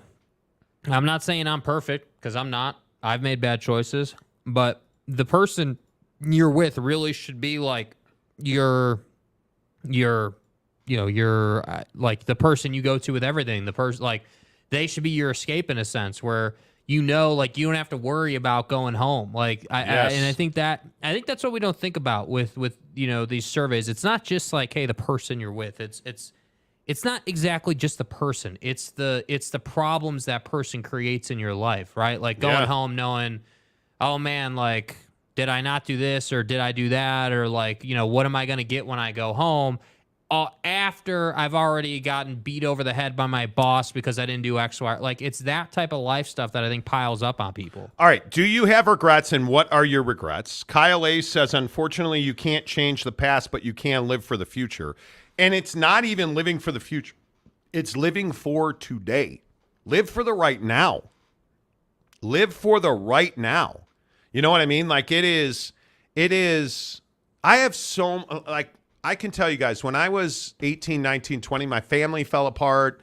And I've told that story on the show before. Like, I don't have a great relationship with my family. And that bothered me for many, many years. Right. But I don't regret what I went through because I think it made me, like Mrs. Monty and I were separated for a year. It was a terrible year of my life, but it made me who I am today. right? And if I don't have a child when I'm 20, who knows what would have happened to my life? I think everything is a domino in your life that led you to the moment where you're at right now. So I don't know. I don't have a lot of regret. I don't believe in it. I just don't believe in that. If the future is impacted and your past is haunting you, man, you're just wasting your life. We have so little time on Earth. Mm-hmm. You got, and I don't mean to rail on this, but we have so little time on this Earth. I mean, like so little time. We are here for so just a short amount of time. And when you're battling things like regret or your health, like it just shrinks that time down. Yeah. Live in the now. Live in a bus balls over golfing. Like have fun, laugh, but you cannot live in regret. You just can't do it. RB says this is deep. Oh no, is this too serious? No, if it's too serious, it is what it is. It's the conversation. Monty Oza Ribeye says number one regret is not finding the Monty Show sooner. Oh, I appreciate that. Let's see. Capazzo. My number one regret is sure as hell not my beautiful bride of 29 years. I have many regrets. I just don't dwell on them. Yeah, my regret is not my wife. I married way over my head. Jeff Woodworth says, I regret the Sandra Bullock movie I saw. They were all lies. Thank you. Corey Erickson, I do have choices I regret, but I would not change any of the decisions because I would be here without them. Life moves forward, not backwards. Yeah, dude. All of your success is out the front windshield. Mm-hmm. And we spend so much time looking behind us. Like it is, I would encourage you, and I used to say this every day on the show, like pick up the phone and text the person that you care about most. Like if you're thinking about your mom or your dad or your brother, your girlfriend, your wife, your husband, like pick up the phone and say, hey, I'm just thinking about you. Let's talk soon. Or if you haven't talked to a friend in 2 weeks, hey, let's catch up tonight. And see the release that gives you. And it's little stuff like that because you don't want the phone call to be the other way around like, hey, this person got in a car accident. Or I would encourage you to tell people around you, hey, I care about you. Hey, I love you. Like that would be hard for me. And knock on wood, I've not had a lot of that pain in my life. Mm-hmm. I'm pretty vocal about, hey, I love you. Hey, good to see you. Hey, I appreciate that we golf. I tell Jake I appreciate we golf together. Mm-hmm. Or I appreciate he deals with my bullshit. But I'm telling you, man, pick up your phone and text somebody right now that you care about. Like I'm telling you. Derek Roche says, great subject, great comments. Love all you guys. Thanks for sharing. Yes, I appreciate you. Tom says, semantics on regret. I have things that would have been better if I hadn't done them or done them. Nothing that would classify as a regret, though. Good for you. Good for you. And I agree, Kyle A. I think things happen for a reason. Truly. Shouty says no regrets. No regrets. Let's see. EU Junior 4SC. One of my favorite songs, Let Live for Today by the Grassroots. That keeps me grounded. I'm telling you, today is so commonly overlooked. Yeah. Say it's 10 to 6 in the evening. What are you going to do with the next? I'm going to be awake for about 5 more hours. And go home, talk to my wife, share some thoughts, have some. Apparently, we have a plethora of watermelon. Oh, I thought we were going somewhere else with that conversation. We will later.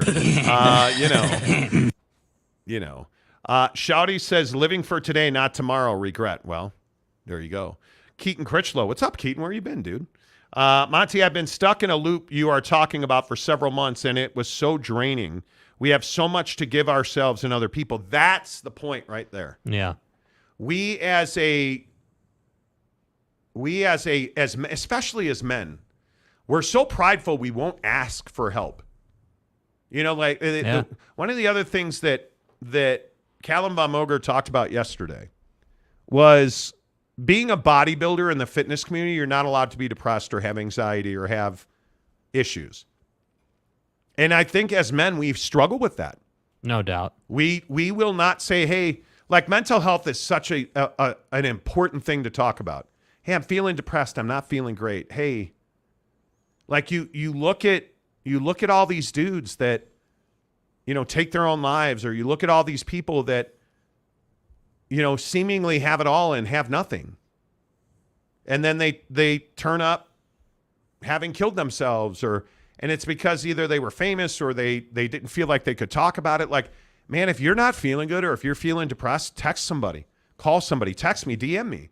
Let's talk about it, because you can't hide from it because it's not fucking going anywhere. Yeah, and I think, on the other side of that, we live in a very judgmental world. Oh, my God. And so I think that there's not a lot of, Yeah. And I'm not saying it's unique to dudes, but I think, there's not a lot of, yeah, dude, let's talk about it out there. Like, yeah, we're saying that here, but there's not a lot of that in the world. And I don't think that that's being dramatic. I think that that's just what it is. Yep, I totally agree. OG Gary says, it is true we are not here for a long time. The last living mammoth was like 4,000 years ago. That's not that long. No, dude. If we're lucky, we're here for 70 years? Like me and Mrs. Monty joke, we just turned 50 together. 50 more years to go. Like we were talking about it this morning. She got up and got on her bike, and she's training for this race, and you got to do it. You got to do it. Aaron Wilson, I struggle greatly with my mental health. It's a daily fight. Dude, don't lose that fight. Tell somebody, talk about it. You can't do it. Yeah. You cannot do it. Default says, good for you, Monty and Jake. We try. Midnight Magic Musings. For many years, the biggest regret I have is having all the answers for my students in class, but feeling like I have none for myself. Ooh. Yeah, that's real. Man, it's real. That is so real. Yeah. That is so real. Mike Smith. Yep, we joke a bunch here about mental health problems. Is serious situation. Just lost a niece to suicide. Nobody's seen it coming. Yeah, dude, you never do. And it's so unnecessary. And one of the things I think the pandemic did was separate us. Yes. Because we don't talk to each other. We stopped going out. We stopped socializing. So how many people did you talk to before the pandemic that you don't talk to now? Think about that. Think about, how did it change your marriage? How did it change your relationship with your family? Like, the pandemic did some stuff, dude. Yeah. There's no doubt about that. Tsunami warning. I tried talking to someone I trust about my mental health. She said mental health was for white people and threw me out. Yeah, I don't know. That's probably not somebody you should trust then. Yeah. Because if that's their answer, you shouldn't trust them. Thinking of Jimmy V, if you can laugh, cry, and think, that's a full day. Monty gives us all. Seriously. There's nothing wrong with struggling. Yeah, I like I said, but that's the issue, right? There's nothing wrong with struggling, but at the same time, like, who's got the money to struggle? Who's got the time to struggle? And who's trying to get criticized for struggling? You know what I mean? And I think that's why people don't want to talk about it, because it's like, all right, well, I've got, like, most people have some friends, and you have your family, but a lot of people don't feel close enough to their family to share that. So it's like, okay, well, I don't have the money to pay for someone to talk to, right? Yeah. Right now, because we're in kind of a tough time. And so it's not like there's a plethora of resources. And that's why I think you have to, as a person, go out of your way to be like, okay, I have to do something, even if it's just like journaling or something. Like, there has to be an outlet. And again, I keep going back to this Callum Von Moger conversation. So Callum was struggling with addiction, fell out a window, spent 6 days in a coma. He lost 6 days of his life. When he did wake up, his mom was with him, and he's a mama's boy, and he admits that. And he said, my mom said to me, would you consider going to rehab? And he said that was one of the most difficult things he had to do. And he said, I did. I went to rehab. I said, yes. And it's amazing that he came out of that a different guy. But imagine falling out a window, being in a coma for 6 days. You wake up and your mom is there, and she's like, hey, man, would you consider going to rehab? Like, those are the conversations you need to have. Mm-hmm. And if you're going to somebody and they're like, hey, that's not for us, go to somebody else, because it is for you. Keaton Critchlow, thanks for the program, Monty and Jake. You guys are awesome. Appreciate you. Gary Wolf, life's too short to be bogged down by regrets. It is. It is. Jackson Graham, I feel like I get roasted for my comments most of the time. Here? Why is that? I don't want you to feel like that at all. Jansen, I'll admit I had a really tough night last night mentally. I thought I'd have to go stay at my parents', but I know I just got to stay strong. I'll end up seeing the light at the end of the tunnels. Bootstraps and personal strength through mental health bouts do not exist. If you are relying on discipline, you're probably not going to succeed. Mental health, man, and I'm glad you're okay, Jansen. Mental health it's such a personal and unique fight because we all feel differently. Our moms, our dads, there's a lot of men who won't go to their mom and say, I'm struggling with depression or I'm really anxious but good for you, Jansen, for knowing you have your parents, and that's huge, man. That's huge. Capazzo, if you are having issues with regrets, you need to check out Jason Redman. He has some really great information on getting past them. Jason Redman, I'll look at that. Main Event says, I appreciate the topic. Great insight. Thank you. I lost my dad to cancer before Christmas. He passed with so many regrets because he didn't get to finish or do a lot of things. He always talked about doing them, but didn't make the time. It's rough, dude. Cancer sucks so bad. And your life ends so fast. Yeah. So fast. And it can be over in a blink. Jansen says, rip Jimmy V. Man, what a legend. I hope he's remembered forever. Well, seriously. They're trying. For certain. Let's see. Zapata says every day above ground is a good day. Yes. Capazzo says, for me, the key to helping me get through those hard things has been talking to people about them. Talking about them will help you get through. Yeah, absolutely. Absolutely. All right, a couple more before we got to roll. Jackson says, I've been without a job for 6 months, and I just accepted one today. Hey! Let's go, baby. Way to go, dude. I've been really down on myself for not being able to find something. It's really easy to beat yourself up. Oh, my God. Yes, it is. Dude, I do that about my weight all the time. All the time. I do that about my weight all the time. I've done so well. I've lost so much weight, and I beat myself up for it. I should have gotten up and walked on my treadmill today. I didn't do it. And I really pissed myself off by not getting up. It was crazy. Jackson and I relate to that so much. Good for you for getting a gig, dude. I'm happy for you. Timo14, I've never regretted letting my emotions out to someone I trust. Trying to keep your mind busy will only go so far. Find someone you trust. That is correct. Wet Blanket says, 46 years ago today, we lost the king. Elvis? Who do you mean? Mike Smith, help us out there for those that need it. Just seek it. It is. All right, final comment. The Mike Leach Meteorological Society. What are you thinking about? What are you thinking about? Is it happening now? What is happening now? Good way to help live in the moment. Yeah. What is happening right now? What is controlling your mindset? Yeah. What is occupying your brain? Because it's so much, and I think people forget that your thoughts control your words, and your words control your actions. So if you control your mind, and we've done a ton of sales in our lives, so we've talked about this a ton. If you can control your thoughts, your words will be better, your actions will be better, the result will be better. If you are unable to control your mind, you probably need to talk to somebody about that. You know what I mean? You really do. All right. I know, heavy comment, heavy subject. I appreciate you guys listening. I appreciate you guys talking through it. That's huge. The Monty Show, as always, is presented by our good friends at The Advocates, theadvocates.com. The best injury attorneys in the business. The Advocates, where you never reach into your pocket to pay the advocates. You don't pay the advocates unless and until they win your case. Chat with an attorney 24/7, 365 online, theadvocates.com. Until tomorrow, say goodbye, Jake. Goodbye, Jake.